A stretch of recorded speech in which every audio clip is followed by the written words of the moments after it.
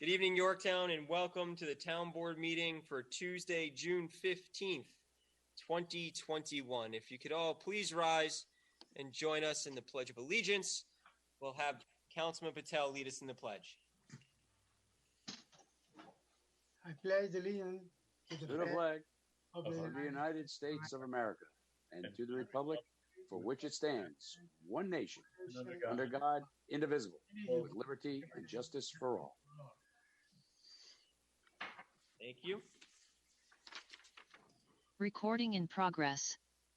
Okay. This meeting is now being recorded. Being recorded. We're good.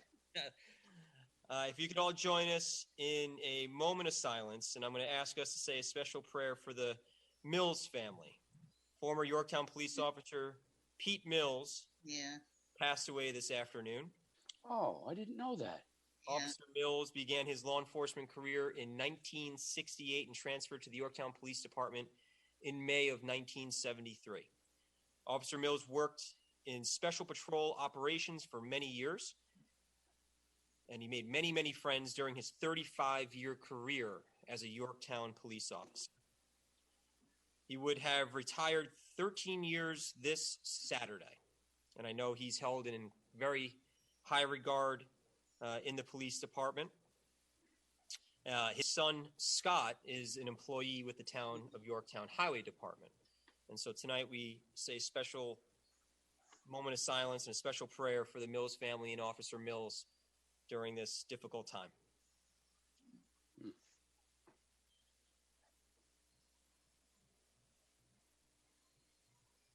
Thank you. Pete and I worked together for a number of years. His course of travel was similar to mine. He started also with the Putnam County Sheriff's Department and came to Yorktown, as did I. So we had a couple things in common. Geez, that's sad. That's sad. Yeah, he was a great guy. Again, welcome to tonight's town board meeting. Supervisor Matt Slater. We're joined, as always, by our town board members. We have Councilman Vishnu Patel. We have Councilwoman Alice Roker. We have Councilman Tom Diana, Councilman Ed Lachterman. We're also joined by our town clerk, Diana Quast, our town attorney, Adam Rodriguez, and with a new picture for Zoom, our highway superintendent, Dave Paganelli. Dave, stop staring at me. I feel like Dave's about to yell at me.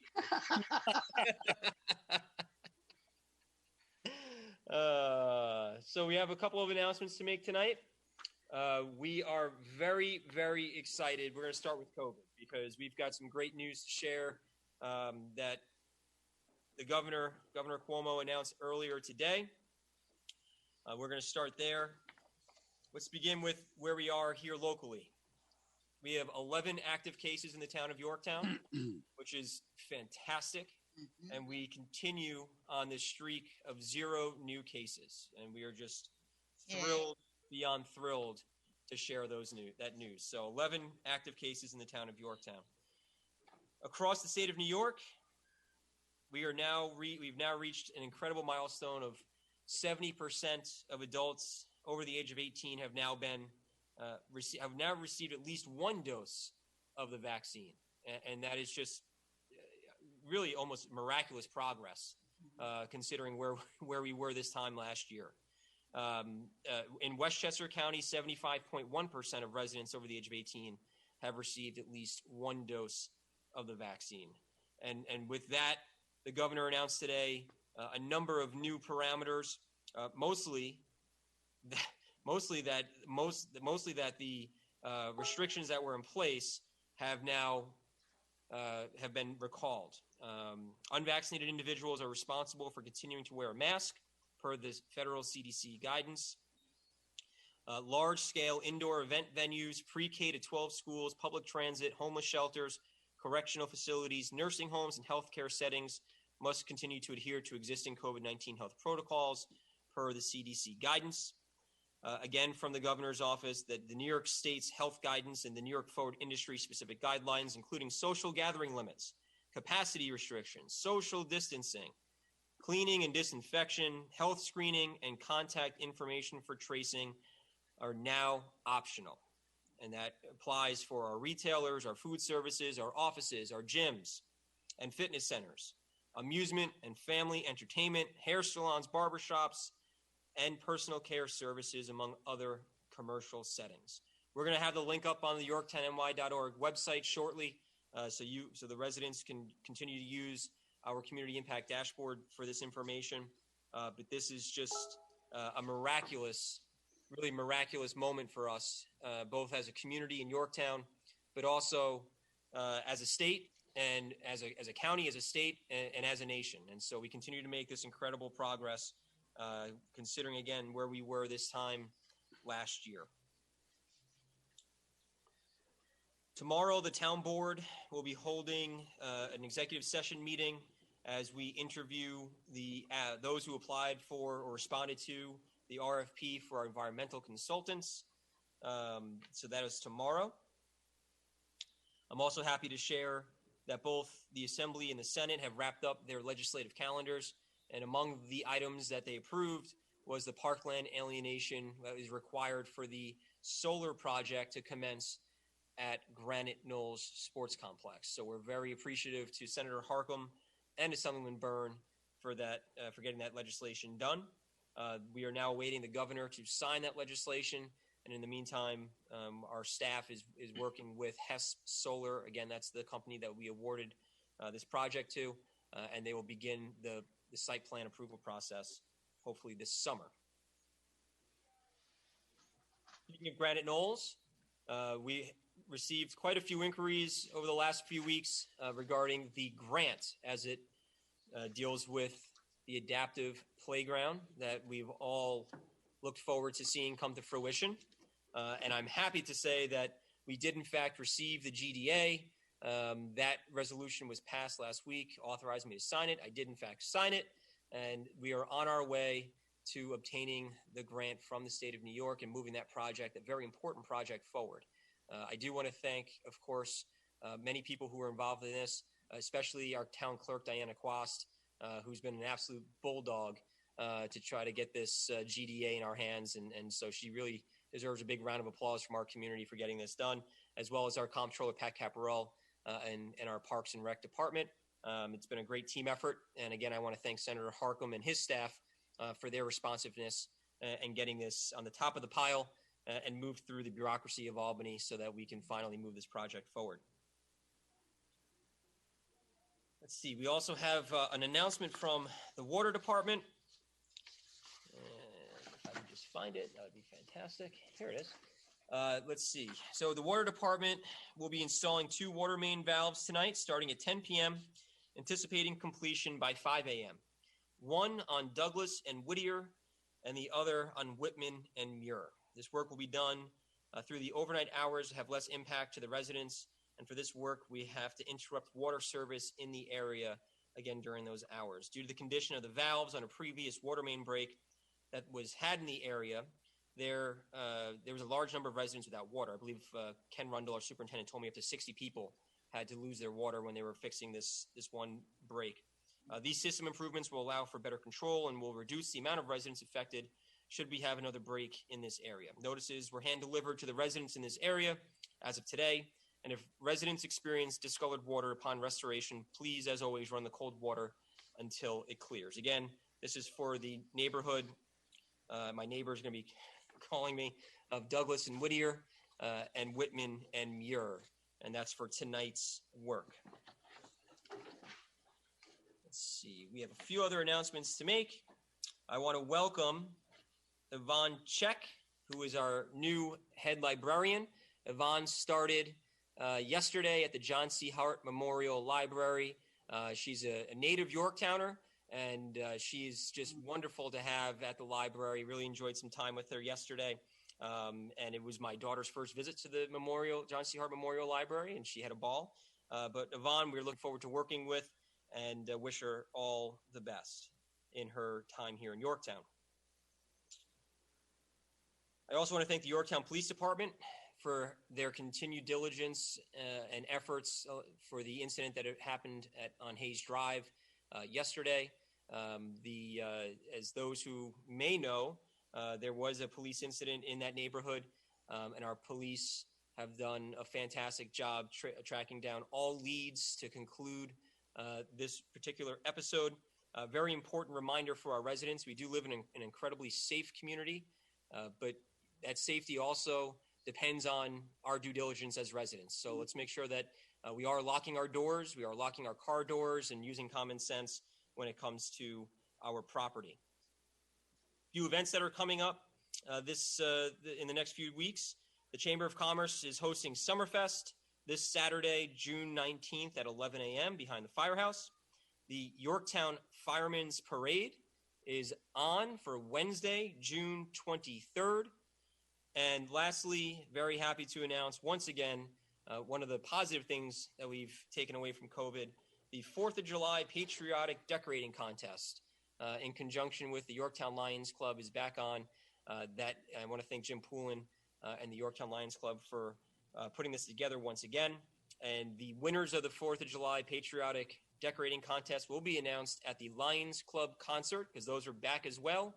And that will take place on July 11th. For those who were interested in participating and want to decorate their homes or their businesses, please take pictures and you'll be able to submit them right online on the town's website. And again, the winners will be announced on the July 11th concert. And with that, that concludes my remarks. I'm going to reserve, if I can, time after everyone else's reports for one more report or one more announcement that we're going to have a little fun with. We'll leave it at that. I'm going to go over to Councilman Patel. Councilman? Oh, yes. Really, I'm going to speak a little bit longer than I have spoken here. I was awakened 4 o'clock in the morning with a very bright light goes up and down. And I thought maybe the garbage guy came early. There is something wrong with my clock. All the wires were fallen on Route 235 entrance to the Willowway Street. And every traffic from 18-wheeler to one-wheeler was passing my street. And I was unofficial guide and router on my street, and people turn around and ask me where to go to next street toward the 235. This was really, really very bad experience to have 18-wheeler trucks passing from our street. And then another car comes in here, and there is no way anybody can pass through there, really. It was pretty bad. A whole day, I was there from 4 in the morning till 10 o'clock. And then the entire thing did not finish till almost like 10 o'clock at night. And the next morning when I went there, there was small pieces of very, very sharp wire, about 20 or 30 like that in the corner over there. And if the rain or storm comes, they all end up in the drainage.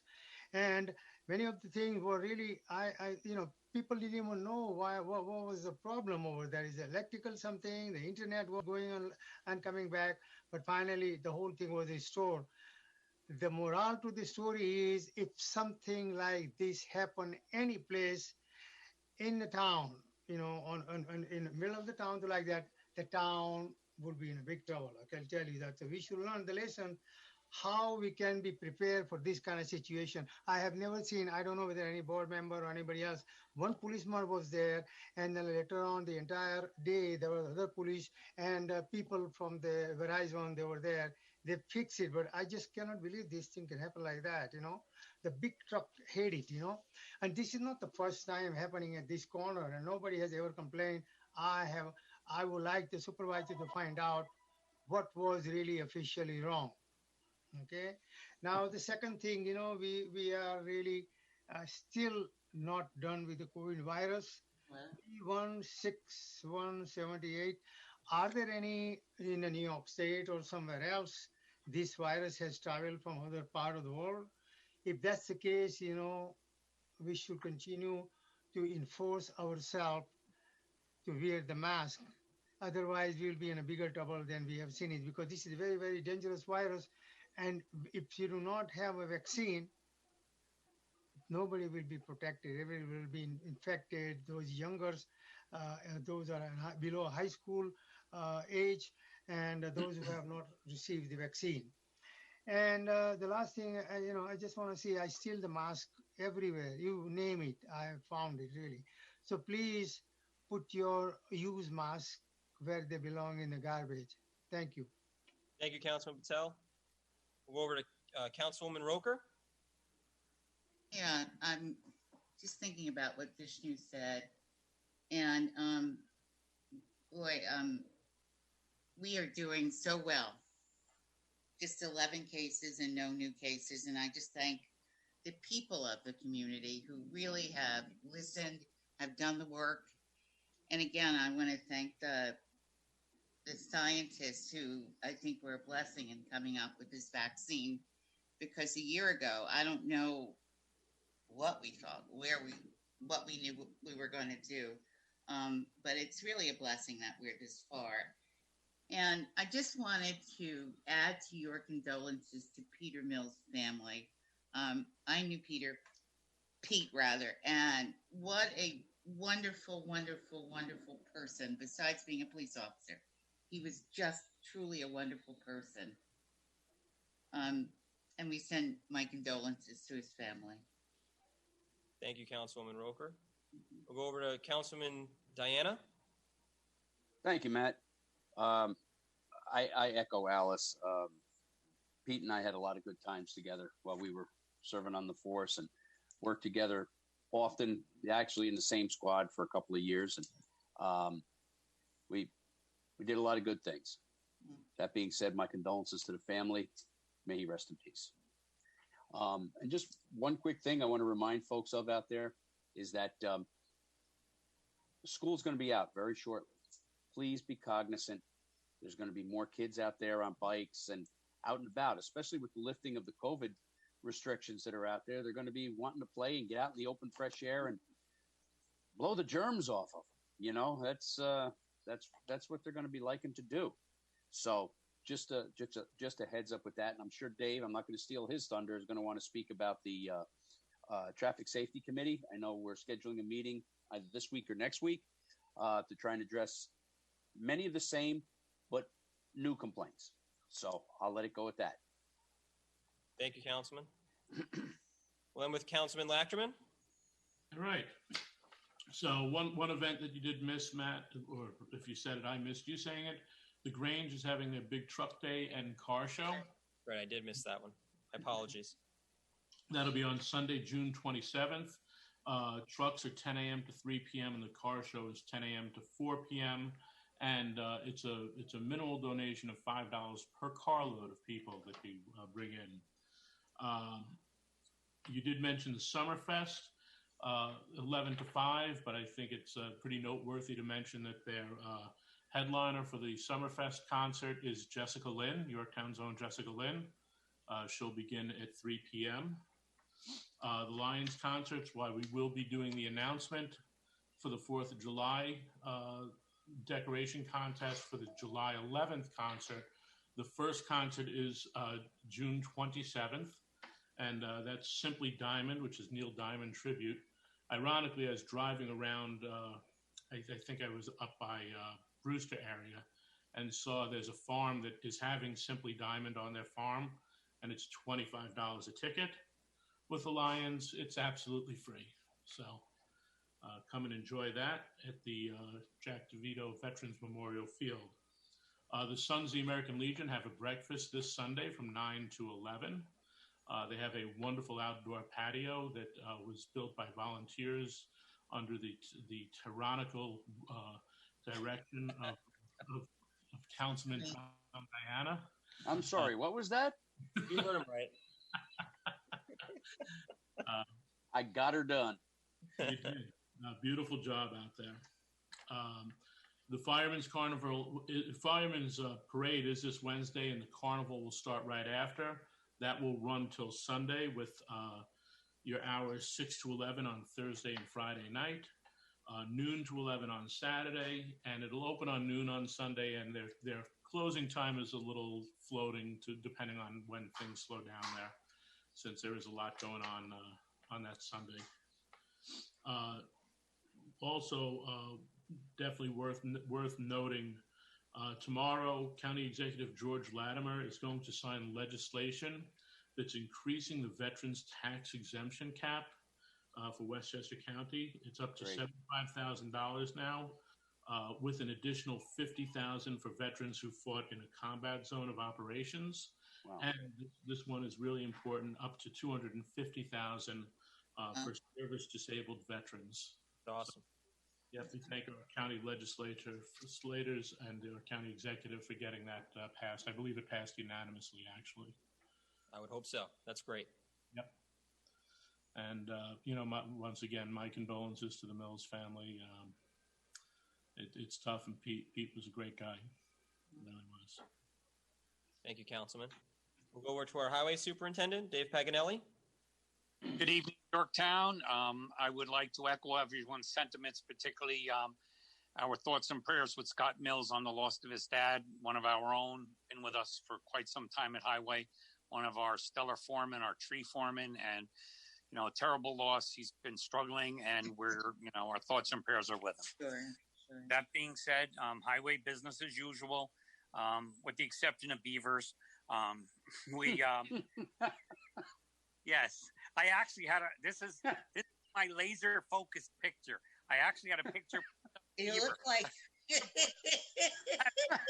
you look at it. Because I had my cataracts done and I don't have glasses on, so I'm laser focused. I told you to get a Rinkin. But no, we're doing a lot of drainage work, a lot of tree work. I'd like to ask our residents.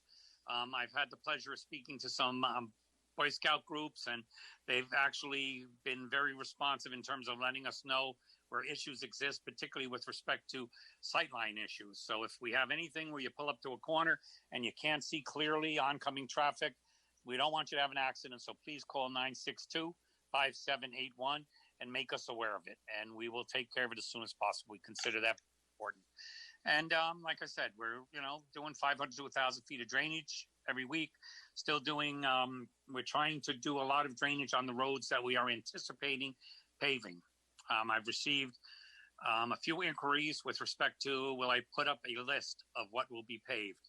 And as the board knows, it's a very fluid scenario. So I'm really not that anxious to make that commitment until we see, is there any possible additional funding available? And, the price of asphalt changes monthly. So I want to make sure that, if we say we're going to pave a road, we can actually pave that road. So that's about it for us. And the residents have been very good about going online, checking the condition of their road. And I've only had, I think, 2 different residents that asked me to come out and reassess their roads. So it's great. Very happy. So Great. Thank you for the time. I have one more thing to say. May I say something? Oh, happy birthday. Yes, Councilman Patel, go ahead. Sylvan, like there was a big ribbon cutting ceremony, and Yes. most of the people, board member, as well as those who have helped, and it was a really nice ceremony. There was a very big display on both sides, on Lexington Avenue and Stone Street, showing what trail goes where, and all the historical quarry where the stones were harvested and used in New York City, churches and Grand Central places, and very many historical places.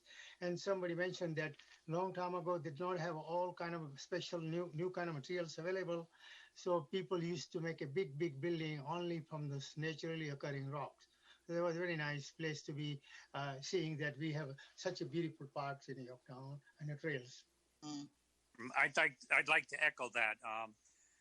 Ann Anderson, my executive assistant, made a substantial donation, and in honor of her husband, who was instrumental, according to former Supervisor Linda Cooper, in creating these trailways when he worked for the Parks Department. So a shout out to Mike Anderson for the work he did on behalf of the town of Yorktown, and a shout out to Ann for her generosity in memorializing him with this particular sign. Thank you. Wonderful. Thank you. There are more than one, there are more people also unanimously made a big contribution. So thanks to everybody. Absolutely.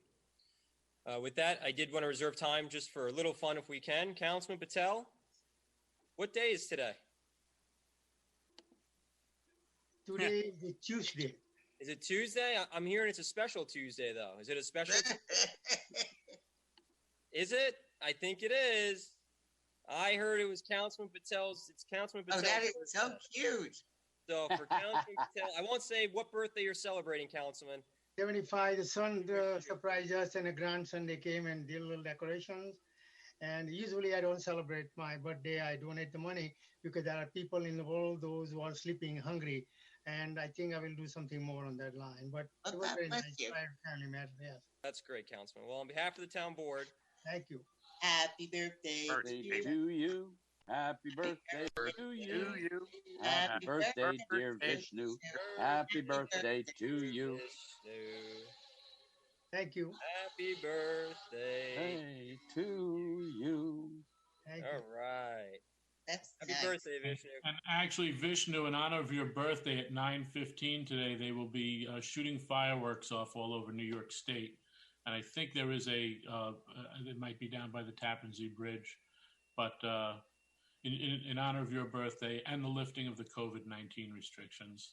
So if you hear fireworks tonight, that's what that is.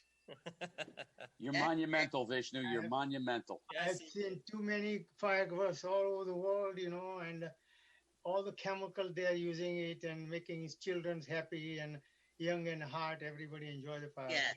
All yes. right. Well, we're going to continue with our agenda. We have a few proclamations that we want to address. I'll begin with Flag Day, and it reads as follows. Whereas the American flag represents our nation and values of freedom, equality, justice, and hope. And whereas when the American Revolution began in 1775, the colonists did not fight under one unifying flag, but under their own flags. And whereas on June 14th, 1777, the Second Continental Congress passed a resolution stating that the flag of the United States shall be 13 stripes, alternate red and white, and that the Union be 13 stars, white on a blue field, representing a new constellation. And whereas President Woodrow Wilson marked the 100th anniversary of the resolution by establishing the flag by declaring June 14th as Flag Day. And whereas the American flag has inspired Americans on the battlefield, has provided comfort during times of war and peace, and has stood as a symbol of hope for millions of people who have come to America seeking better lives. Now, therefore, be it resolved, the town of Yorktown recognizes June 14th, 2021 as Flag Day and encourages its residents to proudly display this important symbol throughout the year. And we have a second proclamation, and I'm going to ask Councilwoman Roker. Sure. It's called Juneteenth Day.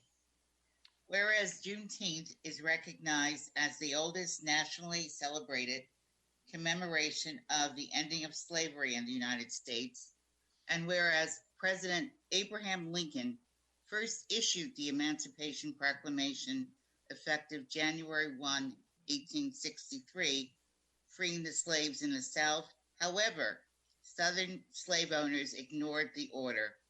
On June 19, 1865, Union soldiers arrived in Galveston, Texas, and enforced the president's order, freeing the slaves 2.5 years after it was first decreed. This day has since come to be known as Juneteenth. And whereas Juneteenth has been also titled Junjun, Freedom Day, Emancipation Day, and Emancipation Celebration, and whereas Juneteenth celebrations have been held to honor African American freedom while encouraging self-development, education, and respect for all cultures. And whereas Juneteenth will be recognized at this year's Summerfest hosted by the Yorktown Chamber of Commerce and Town of Yorktown, now therefore be it resolved that the Town of Yorktown proclaims June 19th as Juneteenth Day in recognition of June 19th, 1865, the day on which Union soldiers ended slavery in Galveston, Texas.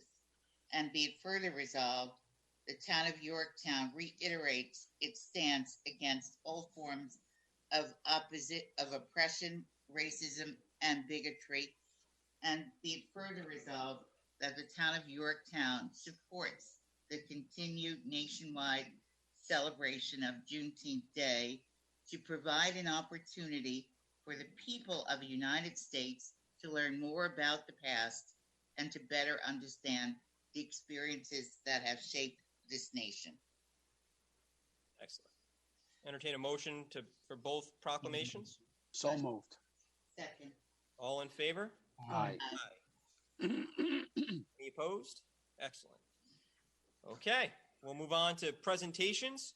We're welcoming the Yorktown Trail Town, and as Councilman Patel and our Highway Superintendent Paganelli alluded to, they are going to present on the new Mohegan Quarry signs that were unveiled this past weekend. So thrilled to welcome Jonathan Nettlefield and Susan Siegel of Yorktown Trail Town. Jonathan and Susan, are you there? Good evening. Yeah. I'm here. I don't know if Susan is here. Yep, I'm here. I just had to shut the TV link. Thank you so very much.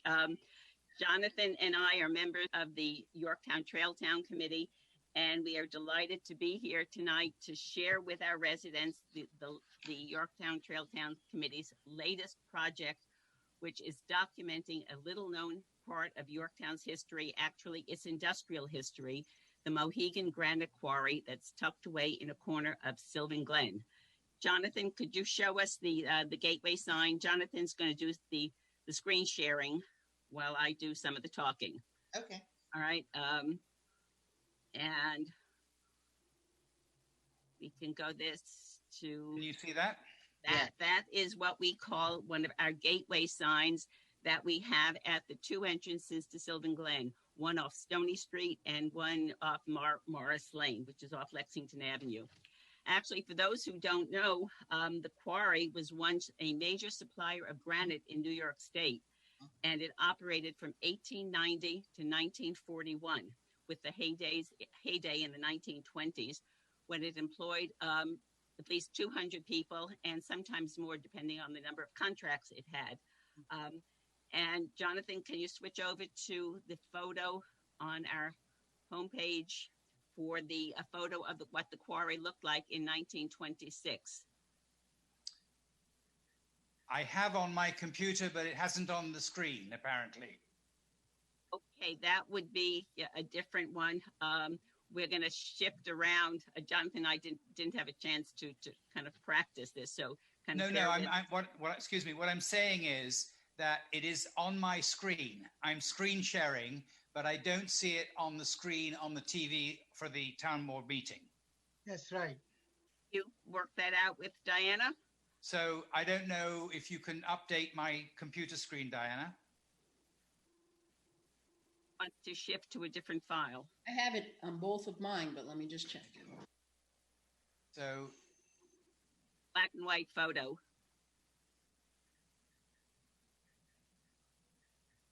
No, it's not on here.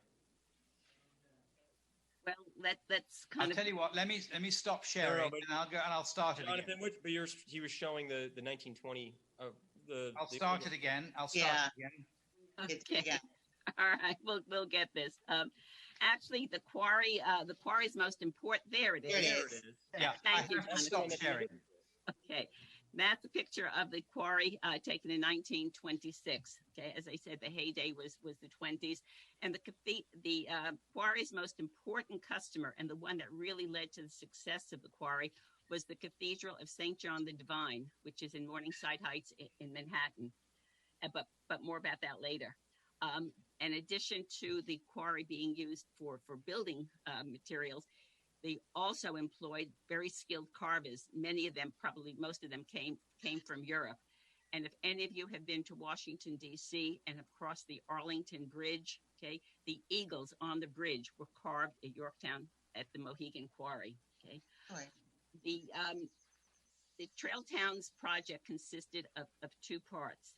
The first part that we're very proud of is that we've installed 6 interpretive signs at the quarry, okay, that explain how the granite was quarried, okay, and that's the first part, and we'll show you that in a little while. The second part is a more detailed history of what happened at the quarry from 1890 actually to into 1999 when the Sylvan Glen actually became a park. And it also has many different pages on the website, which is yorktowntrailtown.org, and just click the quarry link, because this is one of the signs, and we'll go through some of them later, okay? One of the 6 signs that will explain how the granite was quarried. And Jonathan, if you can go back to our webpage, I just would like to go through some of the links on the, is it difficult for you to go back and forth? I'm doing it. Okay. We gathered much too much information to put on signs. So we wanted to share this, and we wanted to preserve this part of Yorktown history. Let me just add that the quarry, there's no question the quarry was located in Yorktown, but for a variety of reasons, it was often called the Peekskill Quarry. Even the owners of the quarry, Grenchi and Ellis, called it a Peekskill Quarry, and Peekskill likes to lay claim to it. If you can scroll down on that page. All right, stop there. Stop. Oops, go back a minute. This is a blow up of what's on one of the entrance signs, and it shows you the numbered items that you'll see as you go around the rim of the quarry. And also the map shows you which of the trails within Sylvan Glen you can access to access the quarry. And you can access it both from Stony Street or from Morris Lane. I think the walk is, Jonathan, correct me if I'm wrong, but is the walk a little shorter if you're coming from Stony Street? About the same. About the same, but there is an incline that you're going to have to go down or up on that. And just scroll down for a little bit more. You can read all of this on the thing. Here, this is what we have on the website. We talk about how the history was reconstructed, why it was called a Peekskill Quarry. We've divided the history into 3 phases, and from 1890 leading up to 1999. And what we learned was that twice in its history, the abandoned quarry could have become a garbage dump in Yorktown. And once it could have been a composting operation. And the third time it could have been a housing development. And now we are fortunate that we have a 343-acre wonderful treasure in Yorktown, Sylvan Glen. And Linda Cooper was the supervisor at the time it was made there. We have a page about the Cathedral of St. John the Divine with lots of historic photos during the construction and some of the interesting competition between the Mohegan Quarry and the quarry in Maine, who was going to get the big contracts. Oh, wow. Then we have how the granite was quarried, which has some additional information, but also the 6 signs. And then we have a buildings and monuments page that lists 31 buildings or monuments that were either made with granite from the quarry or were carved at the quarry. And there are 2 landmark buildings in New York City that you can see. There's a landmark church in Poughkeepsie, and in Yorktown, the Mohegan granite was used for the foundation of Town Hall, and there's the Cathedral of St. John the Divine. And one of the reasons that they liked the quarry, these are some of the that was a mansion in the city. That's a landmark building. That's a quarry, an armory in Connecticut. That was a church, is now a ballet center in Reading, Massachusetts. Scroll down and stop here for a minute. These are the approaches to St. George Washington Bridge. The granite came from the quarry in Maine that was also owned by Grenchi and Ellis, but it was processed and finished at the Mohegan Quarry. This is a church in Poughkeepsie. That's a landmark building with the granite. That's a building in New York City that houses the health departments. That's the New York State office building, which I think is the Lefkowitz building now. That's in Boston, Massachusetts, the White Building. Wow. And this is, I think this is also a landmark building. This is the original building, and then they built an adjoining building was built next to it, and they connect. But that's the original one. Wow. And then here in Yorktown, some of you may know this is the plaque at Patriot Garden that's in memorial to World War I veterans. And the stone is from the quarry. And the Lincoln at Cedra in Peekskill we try to identify what locally had granted from the quarry. This is a bank in Peekskill that was done with the quarry and two of the banks. And Ellis was one of the owners of the quarry. He has a monument there. And these are some of the others. And there's some other. Actually, they carved a memorial to a famous person as far away as Reno, Nevada. Wow. That's how prominent it was. Jonathan, if you could just go back to the 6 interpretive signs, I just want to quickly go through them and let people know what they can see if they hike. We encourage you, obviously, to hike, and but if you can't, we understand. So you can at least see the information on the page. We have the 6. Can you get back to that? Yeah. This is the first one, which we call Written in Stone. Susan, can I just interrupt very briefly and say that the whole design of this was to follow, there are 6 panels located in 6 key locations around the quarry, and each panel takes a segment of the journey of the stone from the face of the quarry down to the finishing shed at the bottom. So it's done sequentially. I mean, you can read any of these signs individually. If you just come across a sign, you can read it, it'll make sense. But as I go through all the signs, this is the sequence of how the stone was quarried. So the first one just talks about the stone. Then the second quarry talks about geology and quarrying. And how the rock was, and I'm not going to stop and explain everything because it'll take an hour. Then the next one talks about drilling and splitting, how the stone was actually taken from the quarry face. It talks about grout piles. It talks about the blacksmith shop. Then the next one, which is one that most people are interested in, when we had the tour on Saturday, everyone was asking, well, how do they get the big rocks out of the quarry? Well, this is the answer. They have these amazing derricks, which were originally steam powered and then mechanically powered.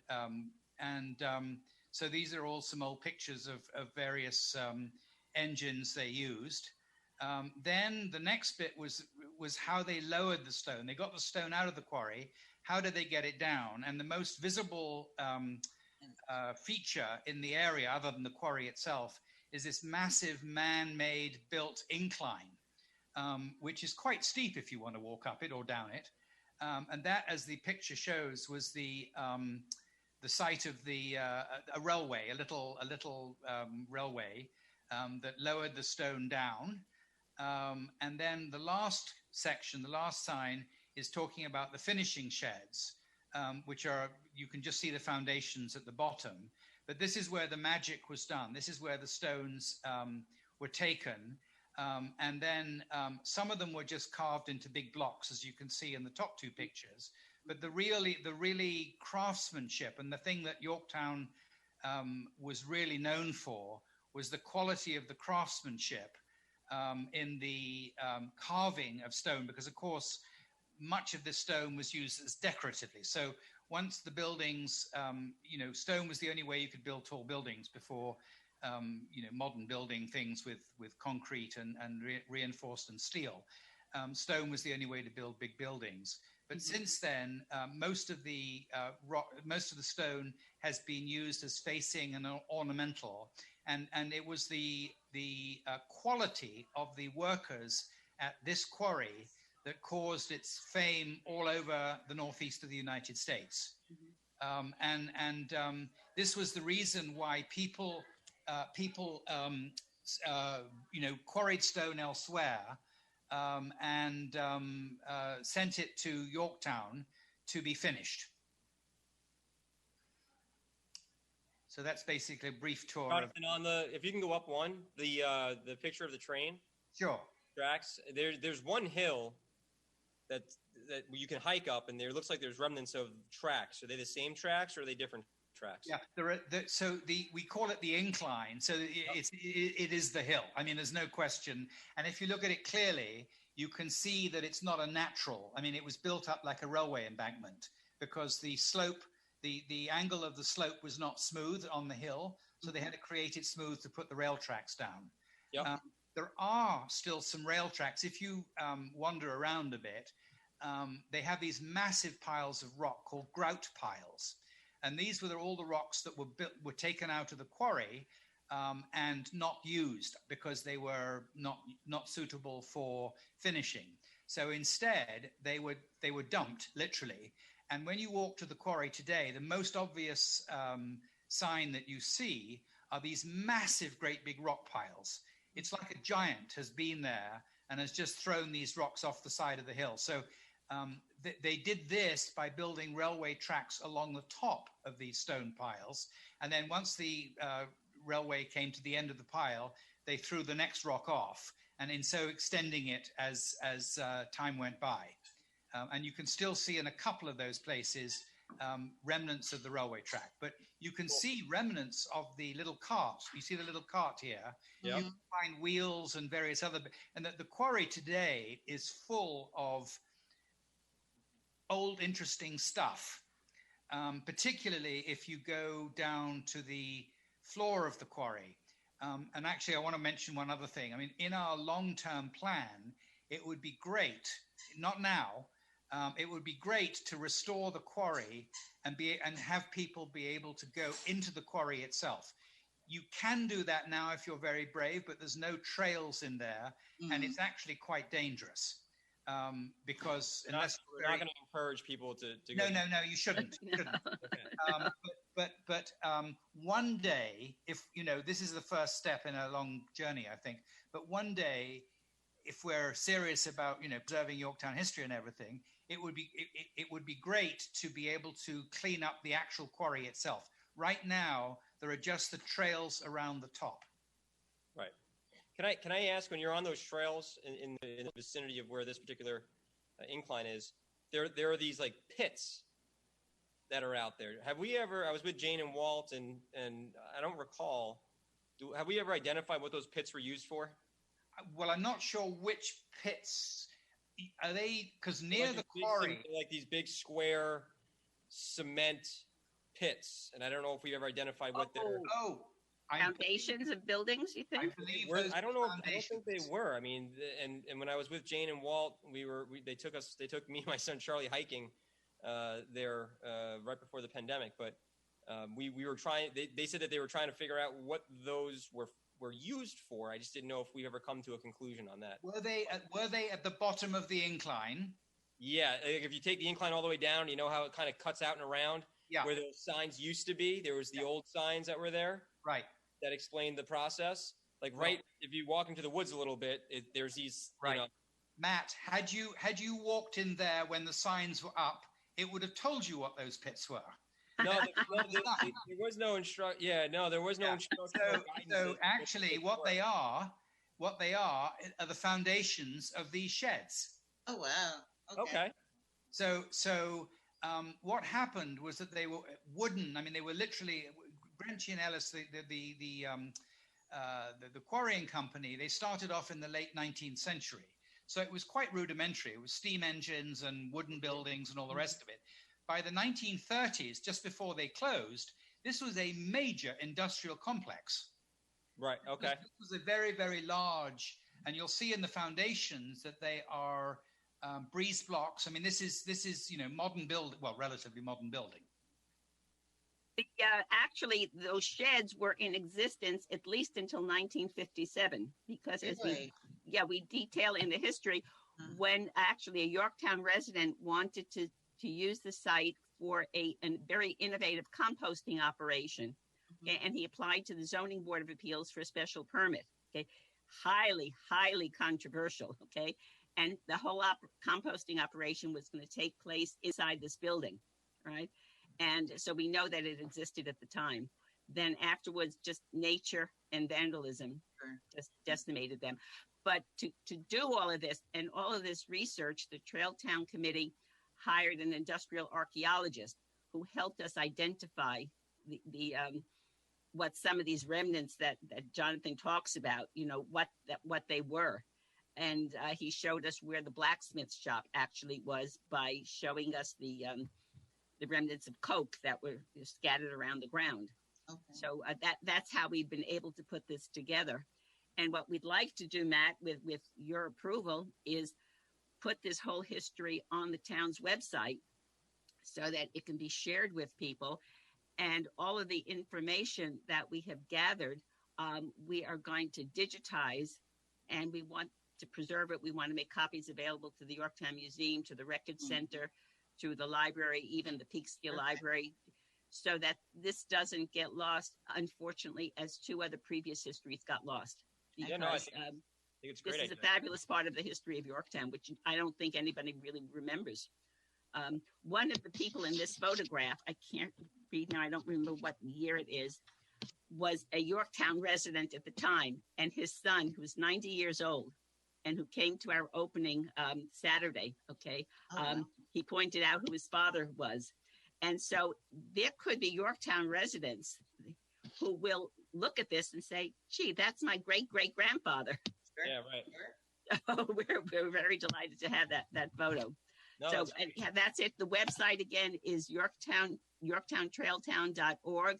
Just click the projects link. Sylvan Glen, you can access from Morris Lane, which is off Lexington Avenue, or Stony Street. The park is open dawn to dusk every day. Obviously, like all town parks, it's totally free. Come and enjoy the whole park, and enjoy learning about Yorktown history. And thank you very much. Thank you, Susan. Thank you, I Jonathan. have a question. May I ask a question? Sure, Councilman Patel. Susan and whoever can answer, this park plus what recently acquired by the town in 2007 or 9. No. So total is not 350 plus more, right? 200 acre more. We have some information again on the website as part of the history, how over a period of time, beginning sometime in the 1970s, the town acquired some of the parcels by foreclosure. And then the last major part, you could call it a gift to the town, but it was a gift that came with a $48,000 payment. Yeah. That was the last part. And then a Yorktown resident at the time, Judy Shepard, who was the president of the Yorktown Land Trust and the county legislator, worked with Linda Cooper to have all of that land dedicated as Sylvan Glen. And then some incidental little parcels were added on. The Sylvan Glen almost abuts Granite Knolls Park, and there's one small piece of property in between Sylvan Glen and Granite Knolls, which hopefully Yorktown will be able to acquire sometime in the near future, okay? And that would link up these 2 parks, would be a phenomenal open space resource for all the residents of Yorktown. And also one of the reasons and the function of the Yorktown Trail Town is not only to encourage Yorktown residents to explore the parks, but it's also part of economic development, because this encourages people to come visit Sylvan Glen, as well as our other parks, and then stop off and have meals in our restaurants, okay, and go shop in our stores. So Yorktown trails serve a dual purpose. They do. Thank They're a great asset for the town. Thank you, Susan. Thank you, Jonathan. Thank you for having us. Thanks a lot. Bye-bye. Thank you very much. Yeah. We'll go over to personnel. She couldn't be here tonight because of the library trustees meeting, but we will bring her back. We have a resolution acknowledging the accomplishments and service of Pat Barisi, who served as interim director for the John C. Hart Memorial Library. And it states as follows: whereas the town of Yorktown is proud to acknowledge the accomplishments of Patricia Barisi as interim director of the John C. Hart Memorial Library. And whereas Patricia Barisi demonstrated her dedication to the library through her decision to come back from retirement after previously serving as library director for 21 years to ensure that the day-to-day operations of the library could be maintained and carried out until a new library director was appointed. And whereas Patricia Barisi planned and oversaw the safe reopening of the library building for in-person services 6 days a week with evening hours. And whereas Patricia Barisi played a vital role throughout the COVID-19 pandemic in keeping the Yorktown community served with virtual programs, library materials, and information services. Now therefore be it resolved that I, as town supervisor, on behalf of Yorktown citizens and the library staff, and the town board, are pleased to thank Patricia Barisi for her 9 months of dedicated service and to wish her a happy healthy, happy, and well-deserved retirement as interim director of the John C. Hart Memorial Library. Motion. We have a motion. Second. All in favor? Aye. Aye. And I just want to say again that Pat was just, it was a short tenure that I got to work with her with, but she was so phenomenal and such a great asset for us to have here, especially during these difficult times. The 9 months that she was part-time trying to reopen the library, dealing with the COVID parameters. It was not a part-time position in the least. And I really appreciated her partnership, her leadership, her guidance. She was just such a pleasure to work with. And she will be most definitely missed. But I know that she's looking forward to the next chapter and spending more time with her grandchildren. And again, I just wanted to, on behalf of the board, thank her for spending the last 9 months with us here. Yep, we do. We also have a resolution to accept the retirement of Vincent Haight from the Parks and Recreation Department, as well as accept the retirement of Margaret O'Reilly from the John C. Hart Memorial Library. Motion for those two resolutions? Motion. Second. All in favor? Aye. Aye. We're going to turn it over to our poet laureate, John McMullen. Good evening, John. Hey, John. Well, good evening, Matt. This is something to do with Gay Pride Month. From a noun to an adjective. I was at an online luncheon recently when a historian said, I was at an online conference the other day and someone kept saying enslaved rather than slave. It made sense because the person is more than the slave that has no freedom. I hadn't thought of it before, but it made sense to me. Frederick Douglass was as different from a captive field hand as I am from Vladimir Putin. If we continue to use the terms black, gay, Jew, Hispanic as nouns while describing people, we are taking away their individuality and just lumping them with others with that characteristic. Each of those groups have within them criminals, rapists, misogynists, drunks, and other lowlifes. But they also have judges, clergy, elected officials, college professors, and writers. The therapists in the group joined in with, we don't call people schizophrenics anymore. They are people with schizophrenia disorder. So it is time for us to recognize this. And while it may seem to be a subtle change, it may change our whole worldview if we eliminate using characteristics of groups to define individuals who are really a combination of both. For instance, I know a person who was Catholic, a lesbian, of Italian descent, recovering stroke victim, performance artist, poet. What would you call her? I call it a close friend. Thank you very much. Well done, John. Well done. Thank you, John. Thank That's you. very good. It was. We're going to go over to courtesy of the floor. As always, just another friendly reminder that you don't have to wait for courtesy of the floor at the town board meeting to bring your concerns to the town board members. You can go to our website, yorktownny.org. All the info on how to reach each and every board member can be found right there. You can also reach my office directly at 914-962-5722, extension 200. And as always, you can email mslater@yorktownny.org. And I do hear often from our residents, and it's great. But again, don't need to wait for courtesy of the floor to raise issues to any of our board members. So we'll go over to Diana Quast, our town clerk, and she can let us know who we're hearing from tonight. Okay, so we do have a lot of people on. We're going to start off with Susan Siegel, who happens to be on from her presentation. Great. Ms. Siegel? Again, okay. This time I'm speaking for the Committee for a Sound Plan for Soundview. I wear multiple hats in town. Let me preface my comments to make it clear that the committee is not against the proposed overlay law. We recognize that the flexibility inherent in the overlay concept has some distinct advantages for Yorktown, one of which could be the redevelopment of Yorktown Green. That said, we do have some concerns about how the town plans to comply with the required SECA environmental review of the law's potential impact. Our committee has been advocating for a proper SECA review for months, and for most of that time, this board has summarily dismissed our concerns as if we didn't know anything about SECA. That is until recently, when we pointed out that the SECA process you were following was defective and could be challenged in court. That's when you acknowledge the defect and the need to redo the SECA process. Without going into the weeds about SECA, the town had two options for complying with the law. One, preparing either an expanded full environmental impact form called an EAF, or doing an environmental impact statement, an EIS. Last week, you decided to go with the quickie, shorter EAF and do a request for proposals, or an RFP, for a planning consultant to prepare the document and to use the town's newly hired traffic consultant for traffic issues. But we think that the public needs to know that there are major differences between an EAF and an EIS. The two most important differences being that the EIS is much more comprehensive, and unlike the EAF, the EIS has built-in requirements for public input and public hearings. When the village of Ossining and Newcastle saw the need to update their zoning ordinances in order to revitalize their business hamlets, they both chose the more comprehensive, public-oriented EIS route, but not Yorktown.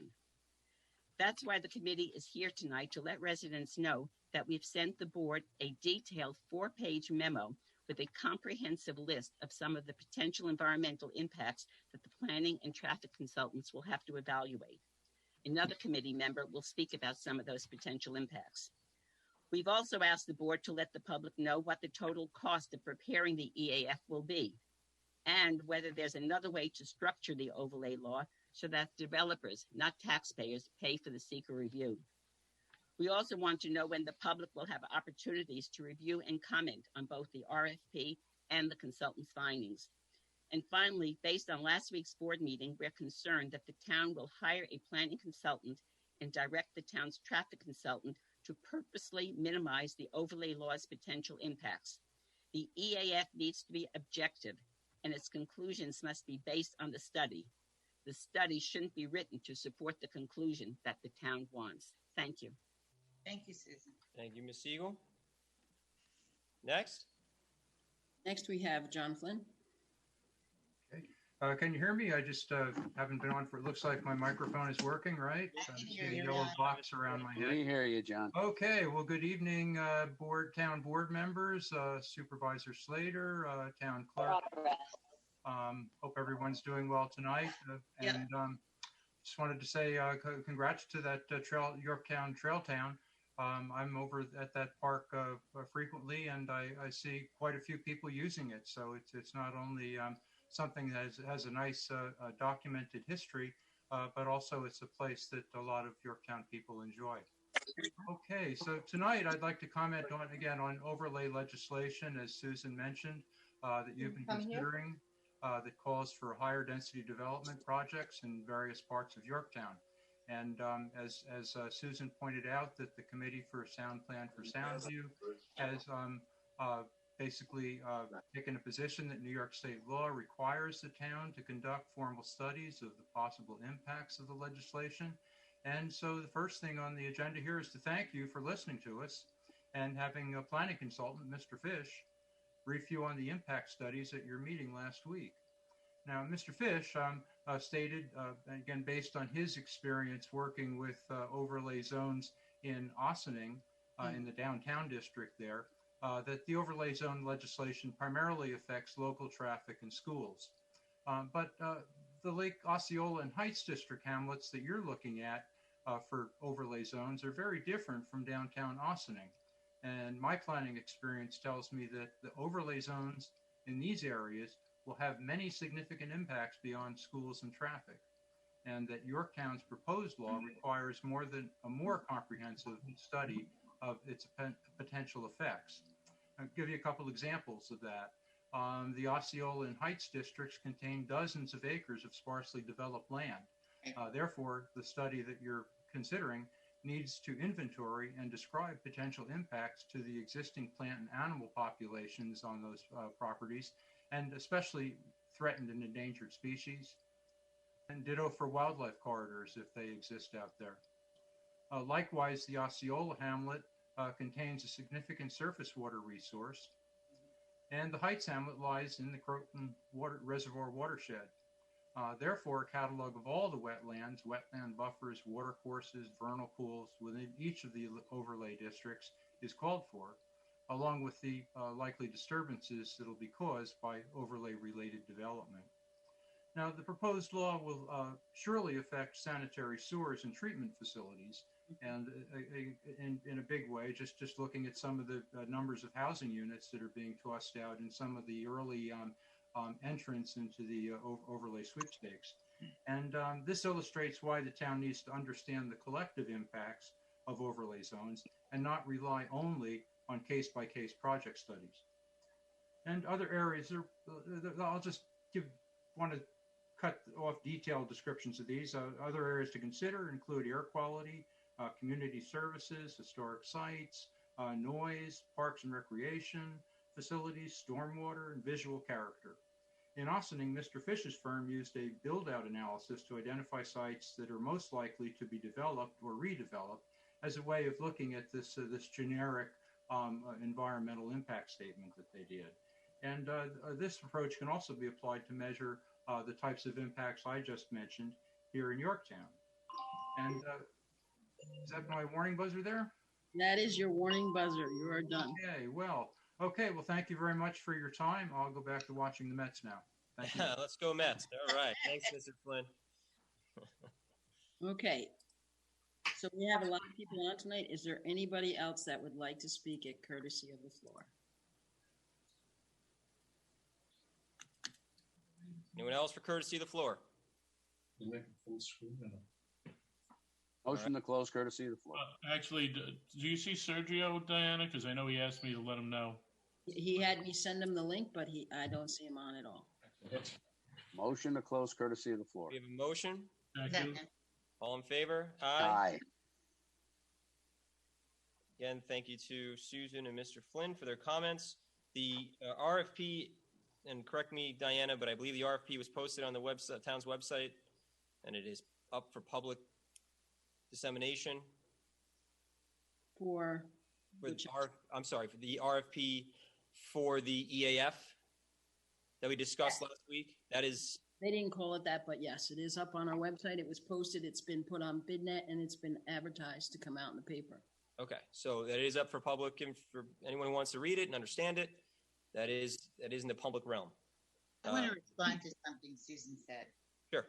I want to respond. I think it was her last comment with regard to any of our consultants, particularly the traffic consultant, giving us results that the town wants to see. And I asked them that question, do they do that? And they assured me that they would not, that they are in business to stay in business, and that because any one of us or all of us would expect a result to be X, they're not going to give it if it's not what they come up with. So no, we can't convince them to tell us what we want. Turn it down a little bit. Or silent. Sorry, if we can just, thank you. Thank you, Alice. I would also say that by reading the RFP, and Mr. Rodriguez, if you want to chime in on this, but it does indeed go beyond just schools and traffic, which was characterized. So obviously all relevant factors are going to be considered in their study of the impact. Yeah, that's correct. I mean, that's correct. It's not limited in scope. Correct. It's going to be a fulsome analysis as appropriate under the law. Thank you. Any other comments from the town board? Yeah, I do believe Mr. Flynn had spoken about, animal corridors, et cetera, endangered species and so on and so forth. And with the Soundview property, I've had some conversations with them over there and asked them those same questions. And yes, they've had studies done on that. They've had studies done archaeologically. And they've been doing a lot of work over there to try and make it as easy as possible to do whatever filings that they have to do or we have to do at this point in time. And I asked the people and next time we'll have to answer it. Have any of you been over there and made requests to go over to see any of the principals that may or may not be there, or make an appointment to see them so you can go over the ideas that they have and what they've done and what they've accomplished and what they plan to accomplish. So that would be, I guess, for the next courtesy to the floor. Thank you, Councilman. Any other comments from the town board? I know we have Just quite a make few a people on. general comment. Yes, Councilman. Okay, let me tell you, we are the board, right? Nobody is expert, I can tell you that. And those who are expert or professional guys, their comment, individual homeowners surrounding their comment, do we have really any, answer to all those questions raised so far? That includes anything and everything, water, sewer, the traffic, everything. When will be, some kind of a statement from the town board? This is just what we want to do and what is their concern, Well, I think, Councilman, we're taking every step that we can to mitigate those concerns and to address them, not just mitigate them, but to address them and then figure out what we have to do to mitigate those concerns. So we hired the traffic consultant. We're bringing on someone from the outside to do the EAF or the study here that we've discussed last week, which is obviously a critical component in order for us to have a full understanding of the impact that it will have. That's why the legislation for the overlay district hasn't moved forward, because we are doing our due diligence. That's what we've committed to for the town. That's what we've committed to the residents, especially those who have raised concerns. And to your point, we're not experts, so we don't have the answers at the tips of our fingers all the time. And so we need to take the time methodically and deliberately to go engage with those people who have the expertise to provide us the answers and their assessment. That's what we're doing. That's what we're investing, frankly, a painstakingly amount of time to do, to make sure we get it right and make sure that we respect the concerns that we've heard and that we are responsive to the residents of the town and the residents who, again, have raised issues with the proposals. So that's the process that we're in right now. Yeah. And as soon as that process is over, then we'll be able to provide them with the answers that we have. Right, and because it will be a rezoning, we have to answer all of the questions. That's the law. Exactly. Because some of the the residents, they have a concern, and I don't think they have spoken individually, that what will happen to the value of their property. Individually they ask it. Now, at what point they will come forward and ask the town board? If they have a question, they should come now, or when they can come. There's still plenty of time. We still have to do a public hearing process.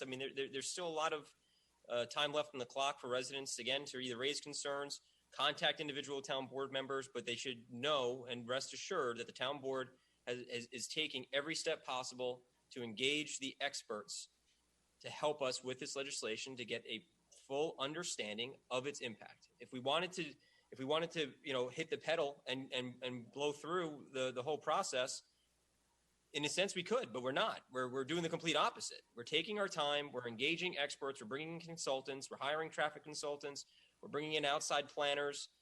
We're doing this all in a deliberate attempt to get the information and the answers that we're being asked. Because as you said, Councilman, we're not experts. And so we need to partner with people who can provide us those answers. I think we all recognize that, and that's why we've moved this forward in this direction.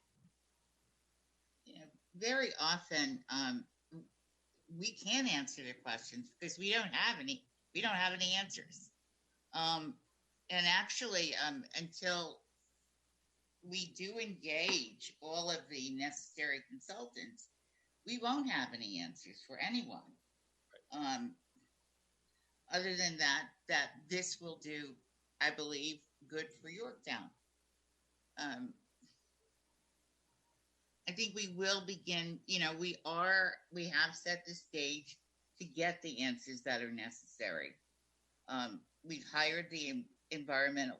hire the environmental consultant, and I think that's the last of the consultants we need to hire. We've hired a planner. We will hire a planning consultant as well as the traffic consultant. So I think that we're well on our way to looking at this law and doing everything we have to do in order to get it done the appropriate way. Exactly. I agree with you. Okay. Any other comments? Otherwise, we're going to move on. We do have several public hearings to get to tonight. Move on. Okay.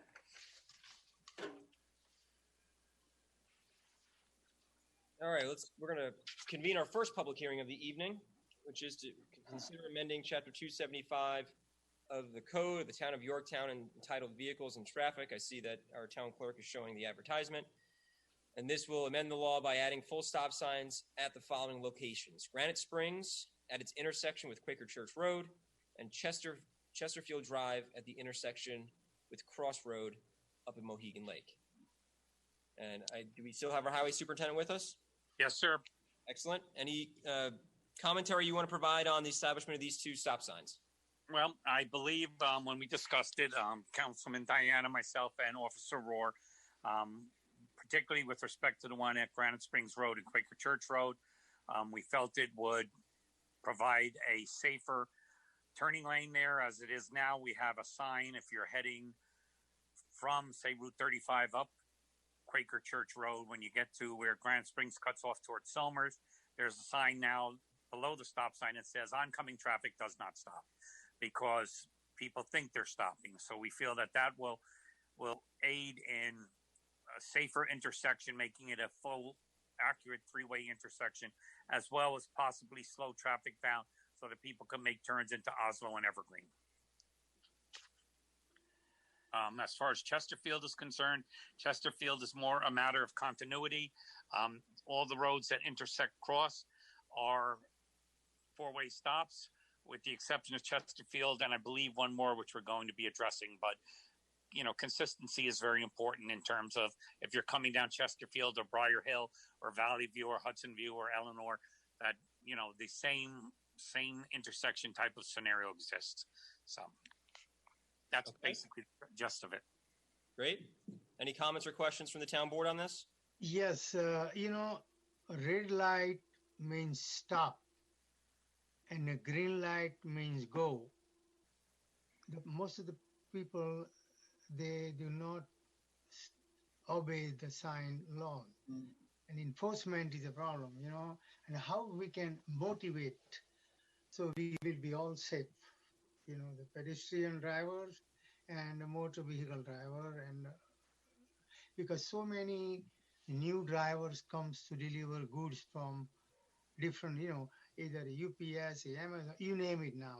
I have never seen this many trucks, passing on our street and a neighborhood, and they back it up, sometime, and you don't know if the children are playing in the street or something, and they are in a hurry. They have to deliver so many parcels before the day's end. So the safety is another issue, different kind of safety, that enforcement or sort of remind them somehow, some way, that listen, yes, you have your responsibility to deliver so many parcels, post, whatever. Safety is number one, because the school buses goes on is a problem. Children are waiting for the bus to go, they come. So these are the issue, how we can more advertise our resident, because some of the guys, they come from out of town like that, and mostly also the drivers, the different type of car and trucks, and I have never seen this many trucks, all over the town now, In order to get a driver's license, you have to take a driver's test or whatever. And you know what? A lot of people say they don't understand. They have a license, which means that they passed a written test as well as a highway test or whatever. It's kind of like we don't have enough police officers to be at every corner, every intersection. It's up to us to police ourselves. Right. And I think that our Traffic and Safety Committee has done a great job responding to so many requests from the constituents of Yorktown, and that includes one of our police officers, Officer Rohr, who's a traffic and safety officer, who does a great job. And I can tell you that I've seen him firsthand in enforcing the law, as you know, when I'm driving Charlie, my son, to school, we've seen him enforcing the law in the school zones. I've seen him, you know, in a number of places all over town. So he does a great job. And so when we raise these issues to him and to our highway superintendent and to Councilman Diana, I have full confidence that it is being properly researched and the solutions are being provided to the town board. And these are two of those solutions that the Traffic Safety Committee have come up with. Absolutely. I think the committee does a great job. They try to deal with as many complaints as they can when they meet, and they look for solutions. And I think this is two of their solutions, which are great. But now it's up to us, the driving public, to observe. Yeah. Right. Do we have anybody from the public who wants to speak on this issue? Anybody from the public who wants to speak on the proposed laws establishing stop signs at Granite Springs and Quaker Church or Chesterfield Drive and Cross Road? Anyone from the public? Any public comment? Motion to close. We have a motion. We have a second.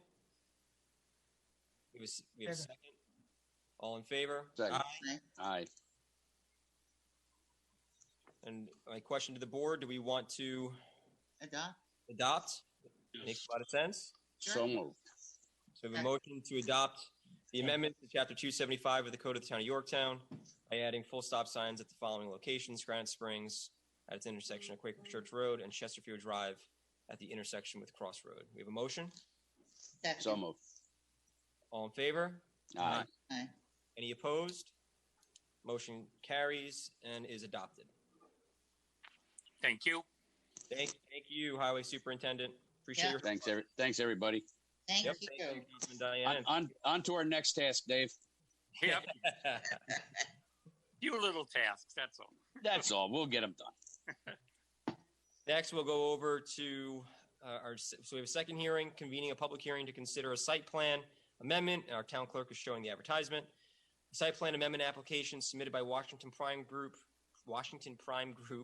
for the construction of a new 2,446 square foot exterior patio at the Jefferson Valley Mall. And we're joined by Stephen Harris of the Washington Prime Group and Alexa O'Rourke, also of the Washington Prime Group, and who is right here at the Valley, right? That's what we're calling it, the Valley, doing a great job. Mr. Harris, good evening. Good evening. How's everyone doing tonight? We're doing good. Steve, how are you? Doing great, thanks. Doing terrific.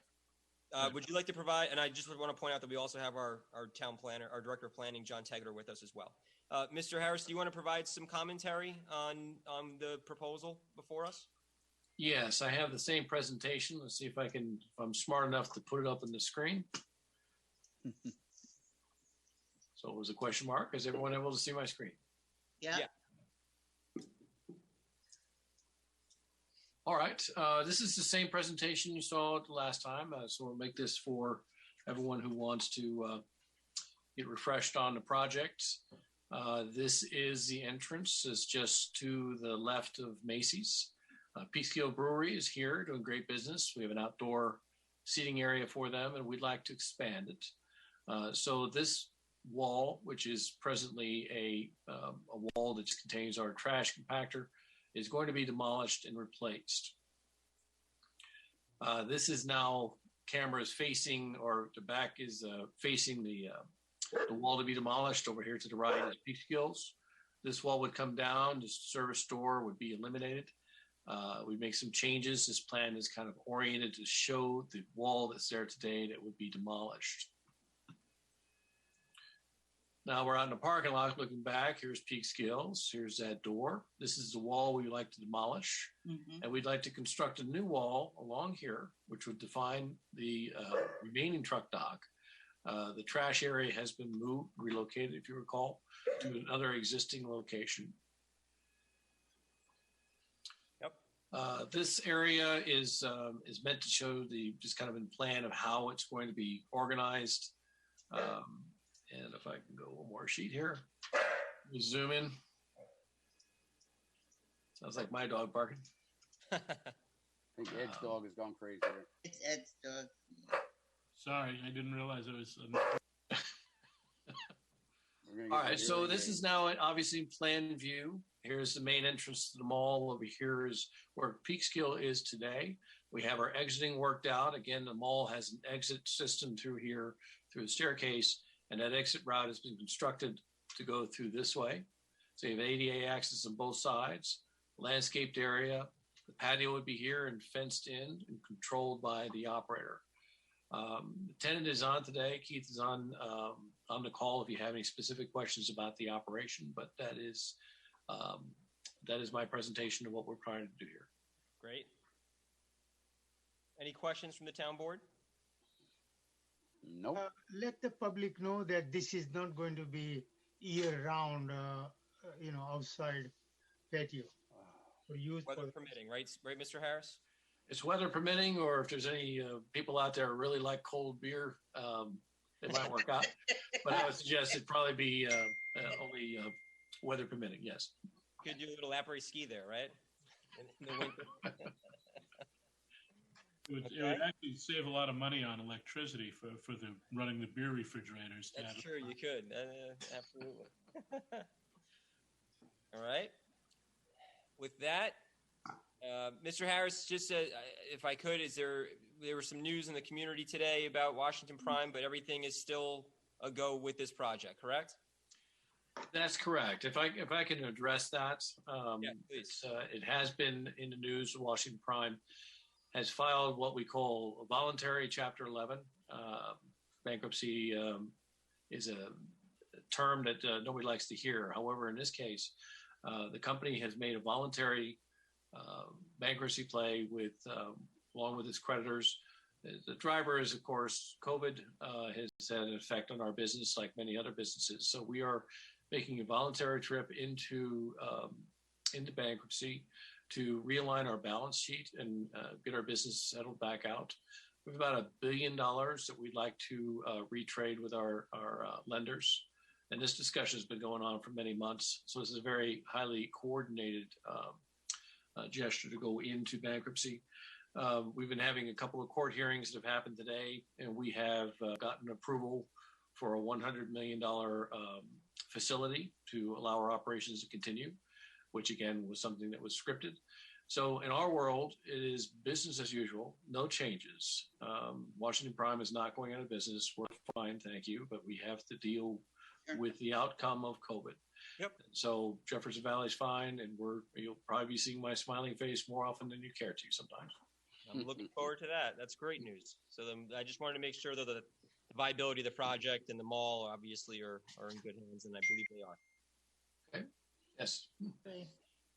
I have a question. Yes. Do you have any number of people visiting the store, and you have found that they have, COVID symptoms or something? Because right now is low, but maybe, something happens, unfortunately, with a different kind of virus coming in.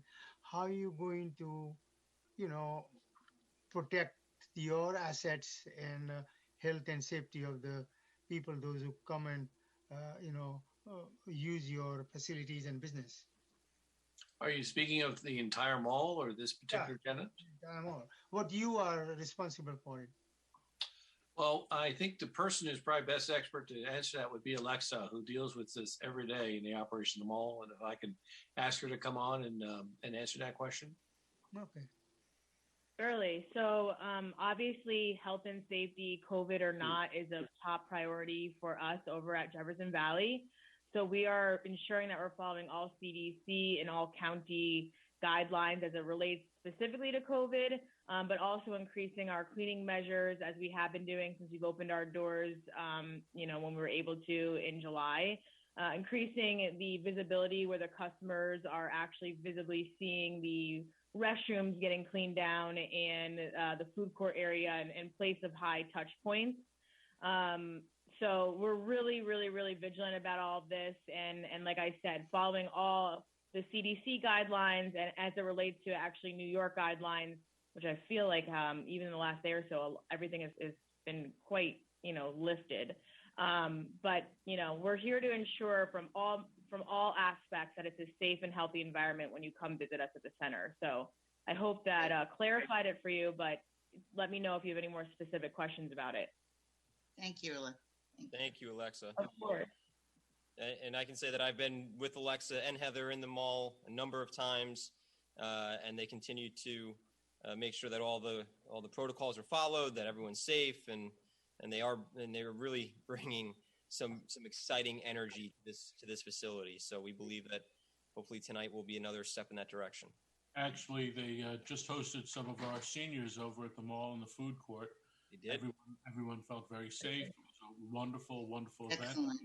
Yeah, so And we would love to continue to do that. And just, following up on what Steve said is that, Jefferson Valley is a viable asset, and we are this community. We are a connector of this community. We are going to continue to lease space. We're going to continue to enhance customer experiences. We're going to continue to create new amenities for customers, and understand that we are the connector of Yorktown, but also of Northern Westchester. And we take that very seriously. And for us, it's business as usual. If not, let's keep running. I mean, we're all on this call right now, and we all are inviting you to have a nice beer with us on Friday night. So that doesn't tell you that we're not stopping working. I mean, we're really not stopping working. So any questions that the town may have, or any individuals who can hear this, my line is always open. My office door is always open. And anyone in the mall office or with the management team is happy to speak with you and see how, we can continue to make Jefferson Valley feel more so like home every single day. So thank you, Alexa. Appreciate that. Yep, I actually heard, Alexa, that the virtual reality place had a great little event too with the. They did. And they're picking up they're booked almost every weekend for birthday parties. I mean, they're really bringing in clientele from the Queens area. It's only from Westchester now, so they're really getting a lot of reach. And these birthday parties are starting to open back up, and people are feeling more comfortable getting in the mix of things, and we're starting to see that. So we really appreciate all the support from everybody on this phone call so much, really and truly. Great. We appreciate all your hard work. Thank you. You're a great asset to the town of Yorktown, Alexa. Thank you. Thank you, Alice. Thank you. Your customer health is your wealth. Yes, absolutely. Absolutely. Healthy and safe, the number one value that we have over at the Valley. So come talk to me more if you have any other questions. Just going to ask John Tegeter, our Director of Planning. John, is there anything on this that you want to add commentary to? Not on the state of the mall, but on the project that we're considering tonight? I could go on about the state of the mall, but I won't at your request. I think this is really process question. So if this moves forward, how many seats do you have, Steve, here?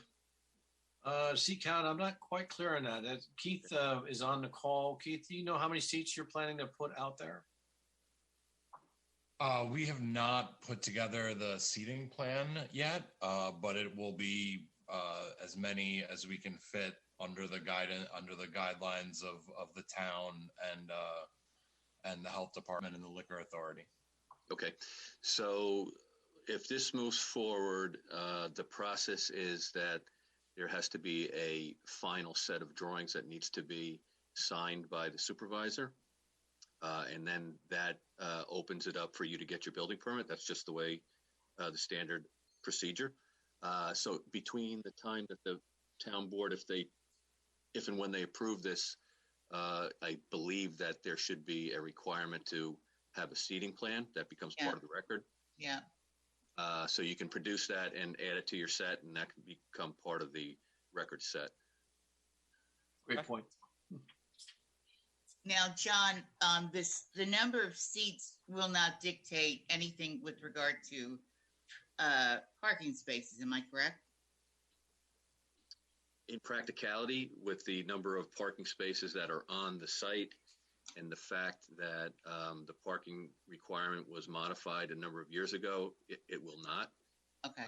Obviously, there's always concern when you have outdoor that you have to, make sure that there's a balance. We usually need to do that with much, much smaller sites. This will not have an effect. Okay. Great. Anything else you want to add there, John? No, I think that's all. Yeah. All right. Thank you. Then with that, I'm going to turn it over to our town clerk, unless town board members have any other questions. Otherwise, we're going to turn it over to our town clerk, Diana Quast, and see if anyone wants to speak on this application. Well, I can't see because of the share screen, so if you could Oh, take. Steve, can you take your share screen down? Oh, very sorry. Thank you. I figured it out. I don't know how to turn it off now. Here we go. Okay, so the question is, does anybody want to speak regarding this public hearing? Anyone from the public who wants to speak on this application for the new 2,400 square foot exterior patio at the Jefferson Valley Mall? Anyone from the public? Hearing none. You want a motion to close the public hearing? Motion. Second. All in favor? Aye. Aye. And then to the town board, do we want to adopt pending the seating plan that's needed? Yes. Motion. Second. We have a motion to adopt. Again, this is with the seating plan included. So we have a motion, a second. All in favor? Aye. Aye, and you're going to have to preface that. We need a seating plan before you can sign. Before I can sign, yes, before I can sign the site plan, a seating plan must be included. We're all in agreement from the town board standpoint? Yeah. Yep. Okay, so we have a motion, a second. All in favor? Aye. Aye. Any opposed? Motion carries. Excellent. Thank you. Thank you. Thank you, Steve, and Thank thank you. you, Rebecca. Keep up the great work. As always, Steve, it's a pleasure. Everyone, Good to see you all again. Thank you. All right. Have a great night now. you too. And Alexa also. Okay, so now we're going to go to our third and final public hearing. We're going to bring on and we have Dan Ciarcia, as well as is Sharon on, Sharon Robinson. I see her there. This is a public hearing, convene a public hearing for the proposed establishment of the Halleck's Mill Sewer District. And I'm going to ask our town clerk just to show the advertisement that was published in the local papers. And I'm going to turn it over to our engineering consultant, Dan Ciarcia. Dan has a short presentation that he wants to, you can walk us through, Dan? Sure.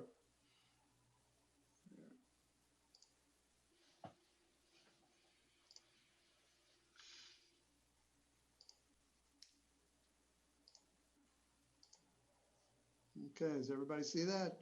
Yeah. All right. Well, let's tell the story. We did have an informational hearing last week, which brings us to this evening, which is the culmination of a process that's gone on for many years. The town was presented, or a map plan and report was provided, and that laid out the framework for how this district was going to be established, who was going to be served, and what it was going to cost. So this is the bullet points of the Halleck's Mill Sewer District. The Halleck's Mill Sewer District was established by the town as a benefited area, and that's a district that was established for the purpose of building, or in this case, expanding the Yorktown Heights wastewater treatment plant to treat sewage from a general drainage area that could flow to it. This was all originally done during the time when there was the construction grants program, which provided some very attractive financing for building lateral sewers. Through that period, a number of them were still built. There was a lot of sewers that were built as a result of developments in the sewer district, where the developers would pay for those sewer lines under their as part of their development. They would bring in roads, sewer, and water. So what that's accomplished, of the parcels in the district, which are the 5164, we have 4140 that are connected, leaving us with roughly 1,000 parcels that are not. We studied a number of different sub areas, and ultimately, when the report was finalized, 3 areas were selected. The areas we've been referring to as Birch Street sub area, Sparkle Lake, and Sunrise Street, comprised of approximately 315 parcels. One of the issues that had to be considered was to make sure that we had enough capacity at the wastewater treatment plant. This table sort of summarizes the anticipated flows each of those areas would contribute, and this would be provided that everybody in those areas connected. So the flows from this probably wouldn't be realized for many years because people would likely not immediately connect to the system, but that would generate a total of 0.14 MGD, million gallons a day for our plant, which has a permitted capacity of 1.5 MGD. So the nutshell or the brief here on the project is we've got 315 parcels that we're proposing to provide lateral sewers to their neighborhoods, providing lateral connections of various types. Some will have gravity, some will require pumps, but the purpose of the project is to sewer 315 parcels. The project, the cost based upon our engineer's estimate was 14.3 million. And what's really making this project viable for us is this contribution through the East of Hudson Fund, which was established by New York City DEP when the watershed agreement was inked up by all the various communities. Westchester County has been the custodian of these funds, and we've been negotiating with them to have $10 million provided for this project.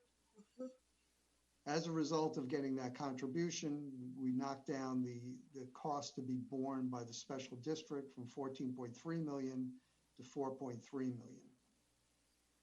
When you do the math on that, based on a payback of 30 years and a 4% tax rate, that works out to $782 annually.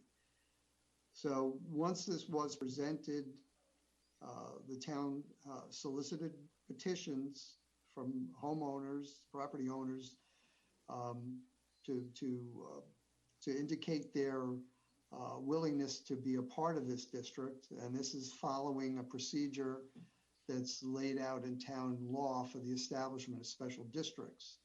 We need to get a majority of the properties or the owners, the resident owners, to sign notarized petitions, and we achieved a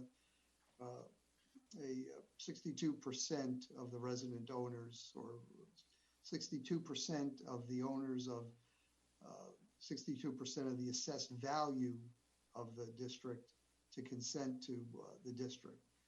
So now we begin the process of moving forward with this.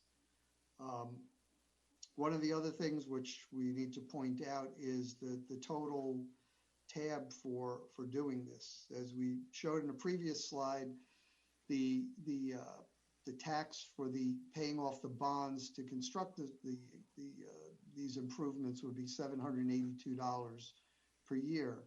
But on top of that, the Halleck's Mill or the Yorktown Heights sewage treatment plant would be collecting a tax, and that's only for those properties that are connected. When and if a property connects, then they begin paying that tax. And also there's a sewer rent charge that we bill through people's water bills. So typically that would be about $140 a year. So the total tab for a property once connected would be approximately $1,500 per year.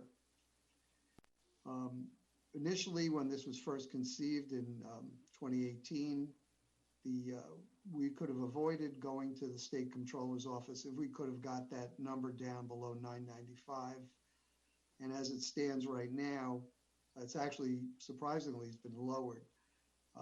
So as you can see, we're almost twice the threshold for not requiring state controller approval. So part of what we absolutely have to do is seek the approval of the state controller's office to allow the town to establish this taxation district. This kind of shows the three areas we talked about. This is the red area is what we've referred to as the Birch sub area. This is the Sparkle sub area, and this is the Sunrise sub area. Just sort of blow it up a little bit. That's Birch, Sparkle, and Sunrise. So tonight we're taking an important step here, and that is that this is the actual public hearing that we need to convene for the purpose of putting our application together to the state controller. This is a necessary part of that process. We also are going to have the supervisor authorized to sign an intermunicipal agreement, or IMA, with Westchester County, and that would be part of the process to get the $10 million. That also will require an act adopted by the County Board of Legislators for the county to enter into this IMA. The town is going to have to adopt a negative declaration, and we're not going to be doing that this evening. That's going to require some more information, most notably for us to actually review the IMA with the county. One of the issues that came out of that, which was a concern of the county, was the number of properties that were going to need pumps. So the IMA, my understanding is there'll be some language in there requiring the town to pay for the purchase of those pumps. But we're also hoping that we can value engineer the project in a way that we can eliminate a lot of these pumps that many of the properties would require. So once that negative declaration is done, the town would adopt a resolution establishing the Halleck's Mill Sewer District.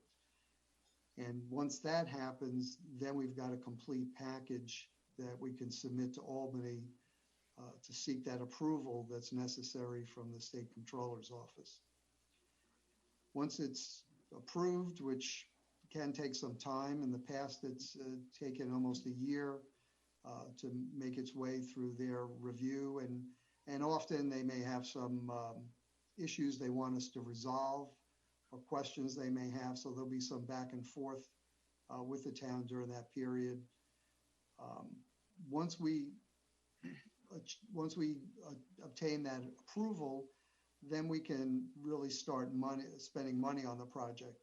Most notably, the first step would to retain a consultant to prepare the design drawings and specifications, which would be required to put the project out to bid.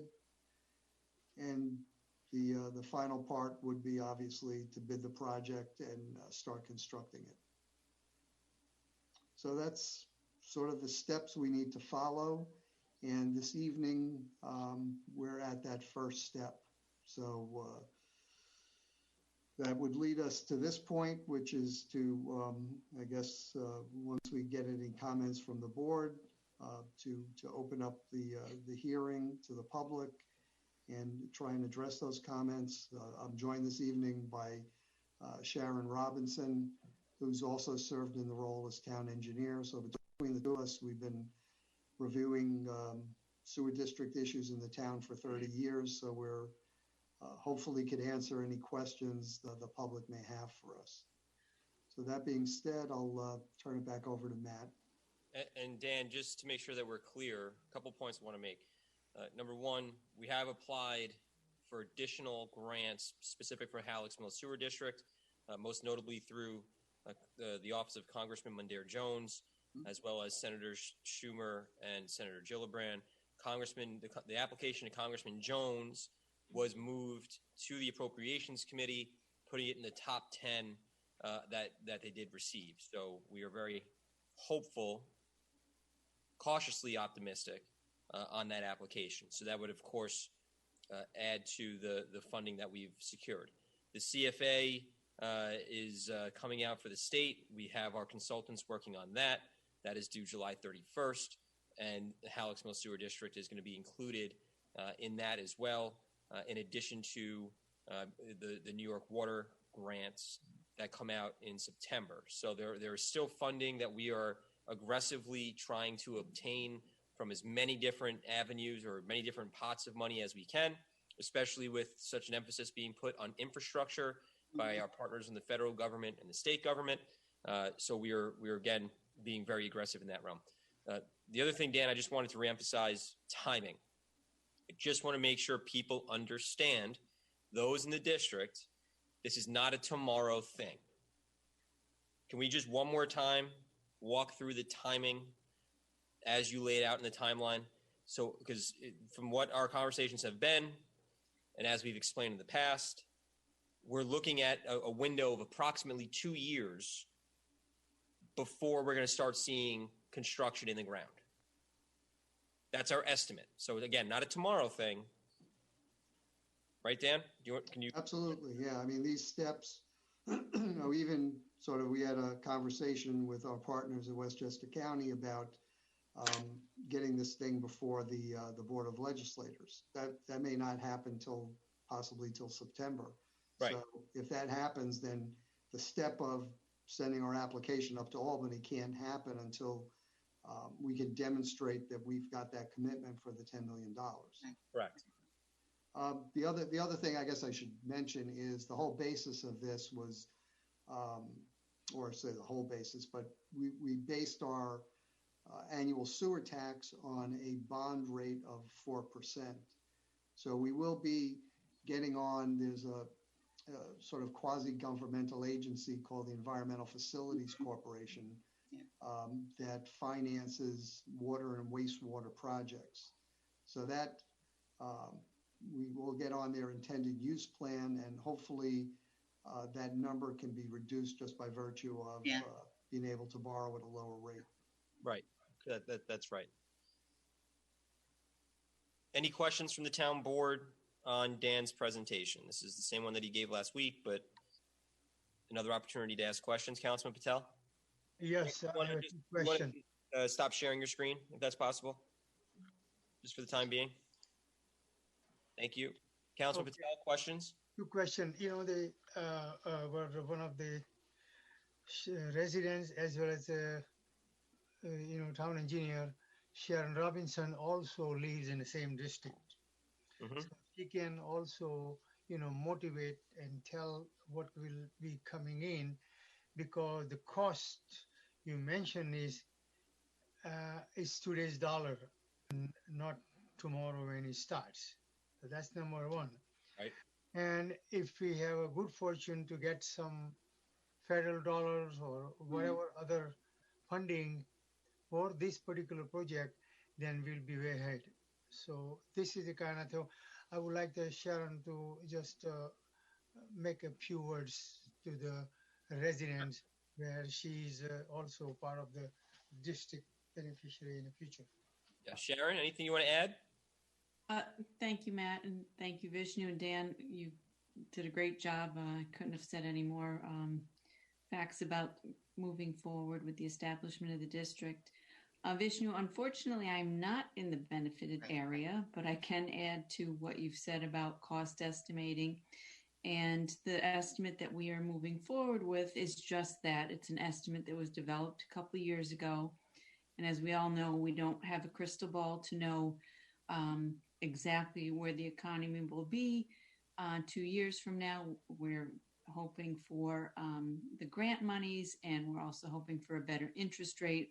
So with all that put together, we can move this project forward with the estimates that we have currently.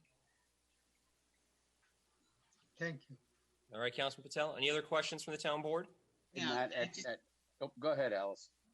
No, I just want to thank Sharon and Dan because I've seen this district. We've looked at this.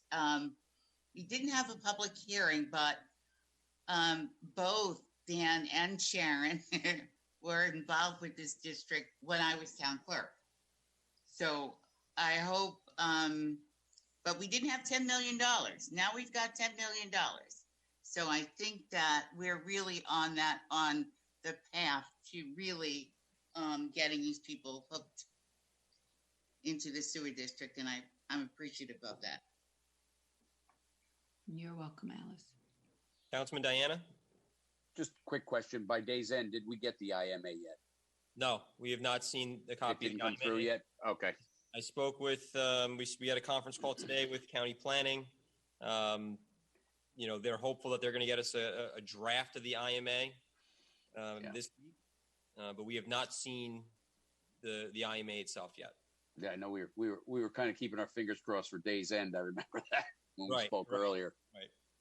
Yeah, unfortunately, originally the original timeline we were given has not come to be, but we've remained in contact with them, and they've remained committed to. And we had our county legislator Dagashi on for the informational meeting that we had last week, the commitment is there by the county to go through with the IMA. So you heard from Dan, and we heard today that there's a lighter meeting schedule for July and August for the county legislators. It requires their approval, but they're hopeful that they're going to have it on an agenda this summer. Good.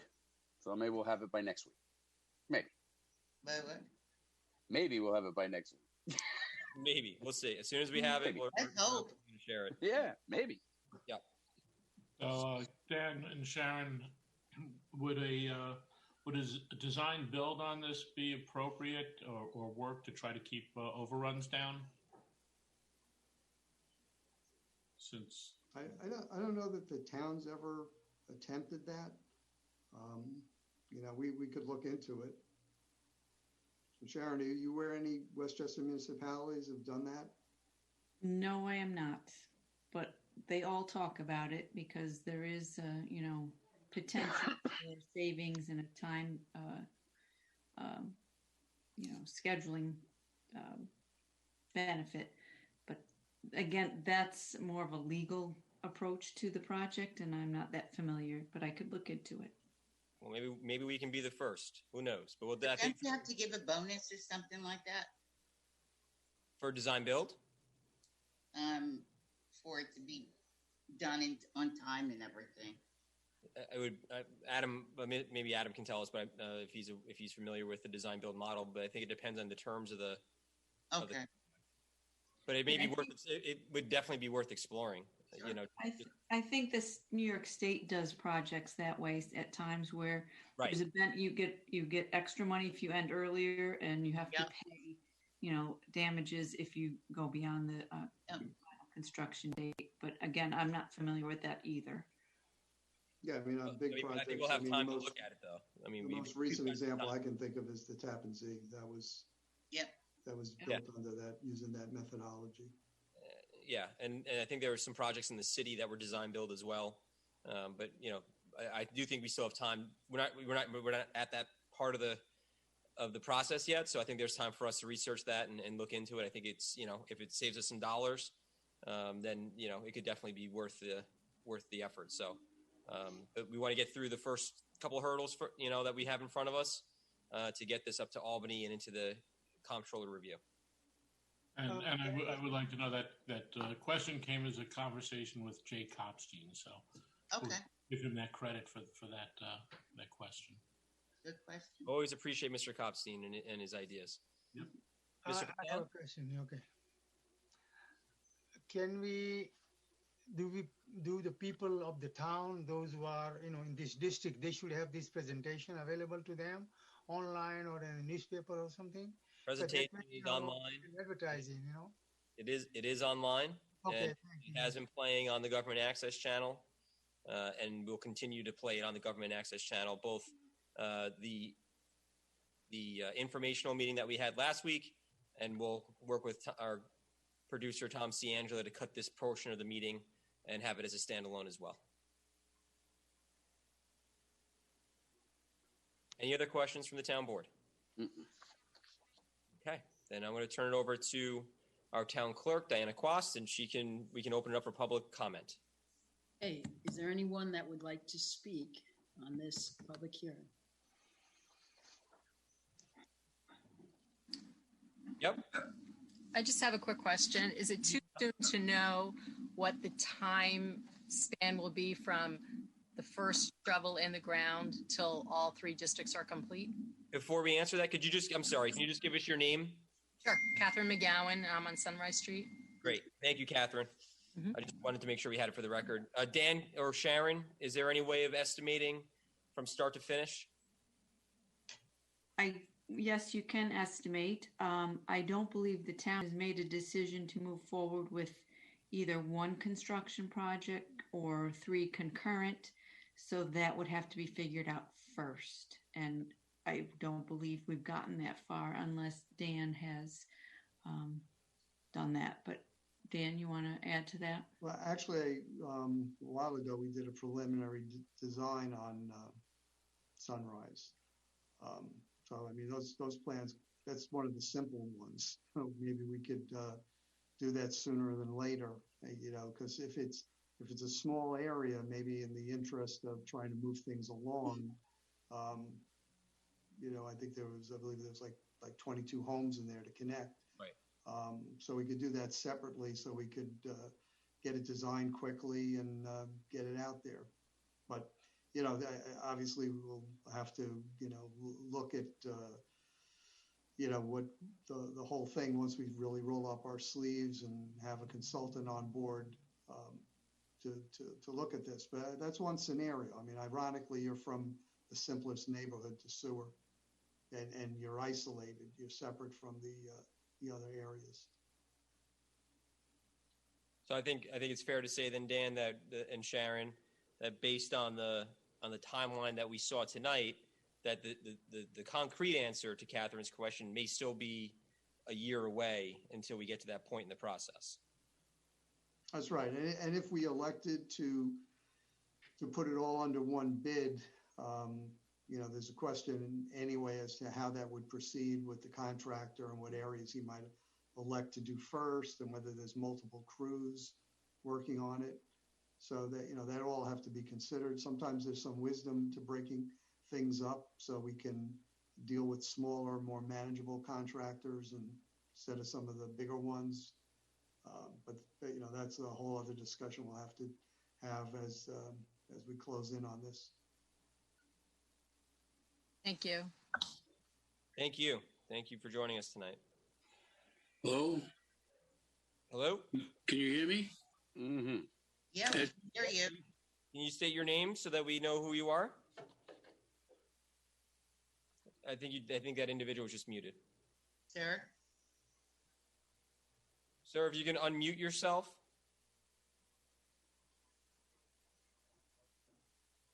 I don't know if we lost him. Oh, there we go. Sir, are you there? It's the phone. Oh, Mr. Safone, how are you? Oh, somebody hears me. All right. I'm waiting for hours. Okay.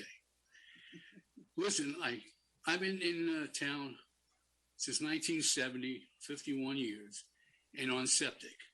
Mm-hmm. But all this negotiation, I'm one of the 709 people who are not going to get a sewer. So I've been discriminated against. The fact is, I don't want the sewer because I can't afford it. We did a survey, the United Taxpayers, and also Susan Siegel, where it came out years ago, it would have been almost $3,000 a year for 30 years. Okay, now you got a smaller group of property owners, $1,400 a year, and the sewer tax is something that's forever. So I think you have to find out by law if those people on those 3 streets want the sewers. You need 51% of those people. And you had a petition a while ago. I guess you failed it. You didn't get it because now you're still doing it. But it has to be 51% of the people you're going to have sewer. Now, in the past, it was over 1,000 people. Now you're down to 315. you still have the same law. In order to do the sewer district and the sewers, you have to have 51% of those 3 streets. Do you have them or not? Dan and Sharon, do you want to explain the petition process that was undertaken by the town previously and what the result was? I think Dan, you had it on your.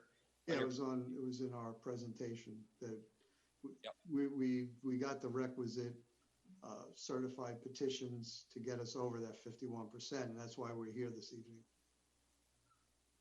Okay, We've been through that process. Okay, you say you want you to process the 3 streets that you have that can become a new sewer district. 51% or more said they want the sewers. How can they make a decision without the cost?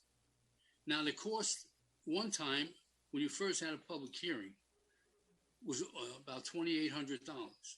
It was $574 for the sewer plant. So now you got down to 14. How did you get down to 1,400? $10 million. What? $10 million from the county or from DEP. Yeah, I understand. Okay. And here's the next question. The $4 million that you need to extra, $4.3 million. Who's paying that? The district. Now, the district, those 3 streets? Yes. 3 sub areas. Not the down, not the 9. Ed, it wouldn't be, you don't have to pay for that. If you're not in those 3 areas, you are not included, so you would not have to pay that tax. Okay. All right. So not either the 4,000 people or the 709 that I'm not in those 3 districts will not have to pay that tax. Yeah. Correct. Okay. That's right. All right. Now, have you sent out a notice to those 3 areas of property owners how much they would have to pay for the 30 years? Besides a petition, that changed a while ago. Give me the date. Maybe you can give me the date you sent that petition out. You should do it again because people don't know how much they're going to pay for 30 years, plus the hookup, plus they're getting rid of your septic tank and these other things. Have you sent the letter out to the 315 people? What it's going to cost, each one of them? Same cost as the petition was when it was originally circulated at the end of 2019. Right. So the cost hasn't changed for those who did, in fact, sign the petition stating they wanted the sewers. So they were properly notified and educated on this. So you sent it out there. I'm just going to repeat. You sent it out to each and every one of those property owners, 315. They know what the price is. Yes. Because some of them, you need a pump to pump it up, and that's an extra $15,000. Not for the individual homeowner. Yeah, for the individual homeowner. No, it's not anymore. The county is requiring the town to front that cost. That was one of the updates that we provided a number of months ago. Well, that's probably why it went down some. Okay. On the project. So how's the town going to provide that? Through taxation? $10 million. No, it's already baked into the 14.3. Right. Okay. That's already part of the total cost of the project. Okay. And those people on those 3 streets are going to pay for that extra $4,000. That's right. It's not extra. They're paying. It's not extra though. The cost for the pumps are already included in the price in the $14.3 million price tag. Okay. 315 homeowners are going to get sewers. You gave them the amount of money, what they're going to pay. No matter, it doesn't make a difference now that they're going to pump or anything like that. Okay. Mm-hmm. And they all agreed to that. Okay. That's unbelievable. All right. I know those people around there. See, I remember a long, long time ago when those people came up and they said the sewers wasn't working. I was up before the board. Now, I could have sworn that $10 million was also being used to replace the septic tank. I've never heard that again. So $10 million to repair your septic tank or to get new sewers, okay? So you never seen that, right? That was And never. I believe the county has a program to Right. assist people with a septic problem. I think if you show financial need, and there is a pot of money for that through the county, through New York City DEP, but it is not the same pot of money that this $10 million that's proposed in our memorandum of agreement with the county and the town of Yorktown. It's separate. Okay. And okay, so it's 15. I got 782 tax, 572 hook up to the sewer plant, and then a rental tax or a water tax at 140, come out to $1,500 a year for 30 years. Correct. Is that your amount that you have written down? Because that's what you said. That's the amount that Dan presented to the town. And that's presented to those people. Okay. I mean, I think in all fairness, Mr. Sifone, there's been a lot of iterations of this project over the years. You better believe it, yeah. For quite some time, so I understand there could be some confusion about it. But we, as the town board, we committed to moving the project forward based off the petitions that were turned in at the end of 2019. And last year, obviously, you know, we're gonna take it up as a mulligan because of COVID. So now that we are in a position that we can start moving these types of projects forward, you know, we're back at that project as it was originally proposed and as it was originally approved by those who returned a petition. Right. For only those 3 streets. Right. There's 75 streets in the Halleck's Mill sewer district. Those only 3 streets that are getting to use the money. I just want to put that on record. Ed, it's 3 areas. 3 areas. Yeah. 3 areas. Okay, 3 areas. Not any other area of the Halleck's Mill.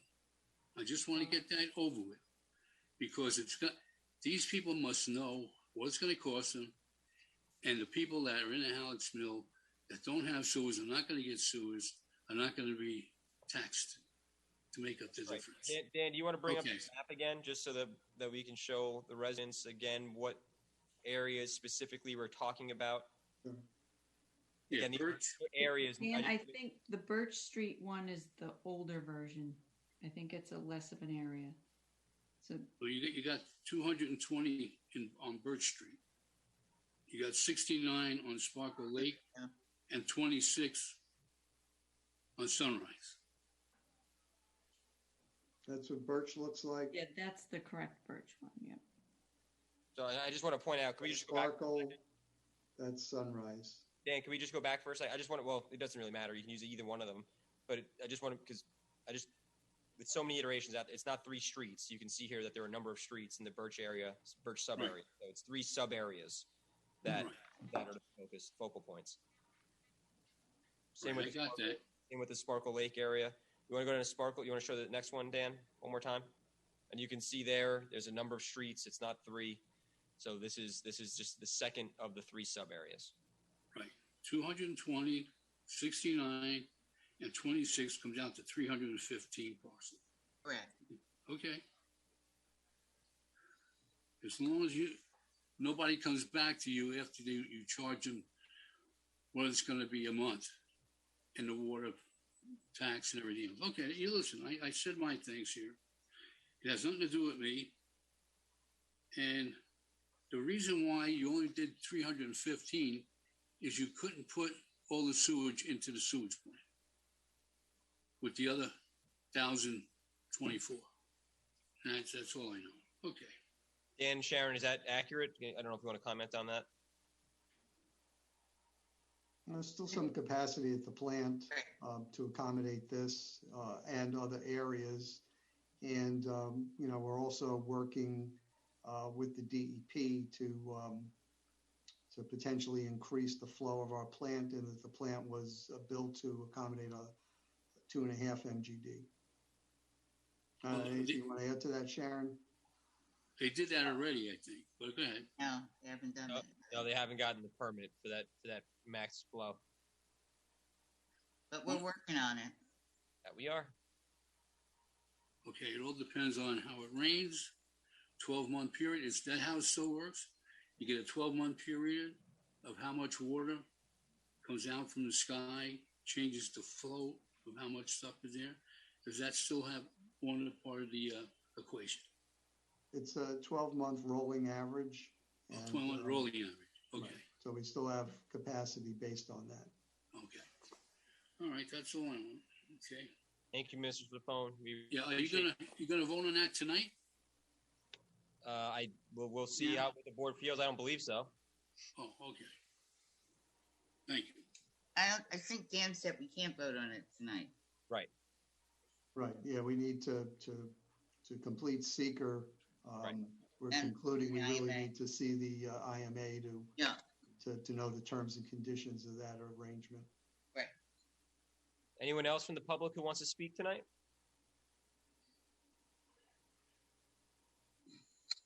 Anyone else who wants to speak? Hello. Hello. Hi. Hi. Hi. Can you state your name for the record, please? Hi, it's Eileen Burke on Sunrise Street. How's everyone tonight? How are you? How are you? I'm doing well, thanks. I'm happy that this is moving forward, number one. And I just had my septic cleaned out and it was close to $500. So a year that I do. So $1,000 more is well spent, I think, in my pocket. But the other thing I want to know, didn't you receive like 3.98 million from the federal government to do infrastructure and some sewer project money? Would that go towards this with the 10 million? So we were told that we've received 3.9 million. We haven't nickel, nor have we been told how to access it. So we're still waiting. We don't have any money. Yeah. Okay. And also when this does come, hopefully go through, will we be notified by mail? How would this work going forward? For the next parts of the process? The next part. Yeah. Well, we're gonna reconvene our next town board meeting would be July 6th, I believe, Diana, is that correct? Yes, that's correct. So we would reconvene the public hearing on the 6th. Do you think we're going to get the IMA anytime soon? Because that's when we can reconvene the meeting after you get the IMA. I mean, we've been told that we'd be seeing the IMA at this point. We were in April. We were told May, which is why we started moving this forward again. Okay. May we were told June, and now we're in June, and we're being told that they've got a light meeting schedule in July and August. So, Eileen, we've got to. I'd like to believe that we're going to see it relatively soon. Eileen, we can't move forward until the county sends us the No, IMA. I understand that. I'm just, I just like tonight, I actually sent an email out to all my neighbors. So I just wanted to just stay on top of this. So I guess I have to just keep looking at the website to make sure. I think that I'll work with our town clerk to see, other ways for us to make sure that the residents know that this is back on the plate. I know that the paper ran an article a couple of weeks ago. But I would definitely have July 6th on your radar as the next meeting date, and hopefully we can come back at that point with more information in hopes of having seen the IMA, and that'll help us move through the process again. Yeah. Sounds good. I appreciate it. Well, I appreciate all the work. Thank you. Thank you. Anyone else from the public who wants to speak on this particular item? Anyone else? Then I'll make a motion to adjourn the hearing to July 6th. So moved. Second. All in favor? Aye. Aye. All right. Thank you. Can I just say one thing here? Yes, sir. If somebody wants to write anything to the town in reference to this project, they can send a written comment, Oh, of course. Anyone who has questions on this can email them, any of the town board members. On like that, they'll help us. Absolutely. You can email the town board members directly. You can reach out to the engineering staff directly, and of course they'll answer any questions that anyone may have. You can also reach out to the town clerk's office and they can get those answers for us as well. Okay, so then we're going to move on to resolutions. Yes? Yes. Okay. We have, let's see, we're going to authorize the supervisor to enter into an intermunicipal agreement with the Yorktown Central School District for use of school district facilities, vehicles, and equipment. We'll go through them all. We'll authorize the supervisor to enter into an amendment to the agreement with CRC Engineering PC for on-call engineering services. Authorize the supervisor to enter into an agreement, into an amendment to the agreement with Lindstar Engineering PC for on-call engineering services. The next one I'm very excited about, authorizing the creation of an accessibilities committee. Yay. Yes. Things for the town of Yorktown. We also have a resolution authorizing the supervisor to execute an intermunicipal agreement with the county of Westchester to grant the county a license, permit, and easement in order to allow the county to connect to the town-owned sanitary sewer system for a property located at 3840 Crampon Road. I got an idea. Maybe we don't give them that until they give us our IMA. You want to hold it? You want to table that one? No, no, I'm all for it. Alice, I'm with you. Let's hold their feet to the fire. I think I saw Adam cringe a little bit. Did Adam cringe? They consider me going rogue. Well, they're holding on. One sewer for another sewer, right? Yeah, why not? Right. That's right. Why Give us not? ours. Listen, You have to learn to fight. You want to let it go, or you want to table it? What do you want? You tell me. Let's. Why don't we? Well, yeah. for Adam, he had a heart attack, so let's not give him a heart attack, Tommy. That's all right. He'll have a little beverage when he gets off. He'll be fine. We're the crazies.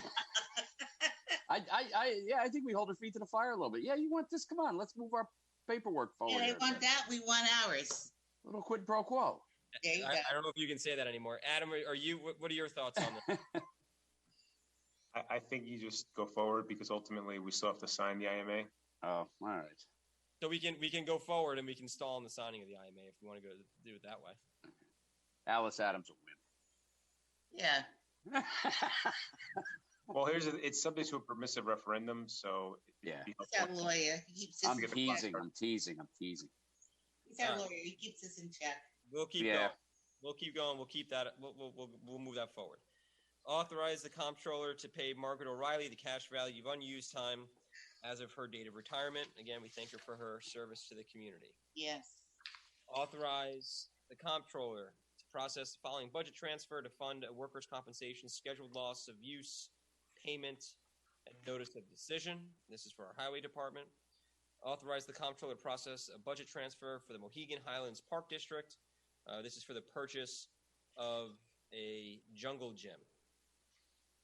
Mohegan Highlands getting a lot of things done over there, including their new dock. It's exciting.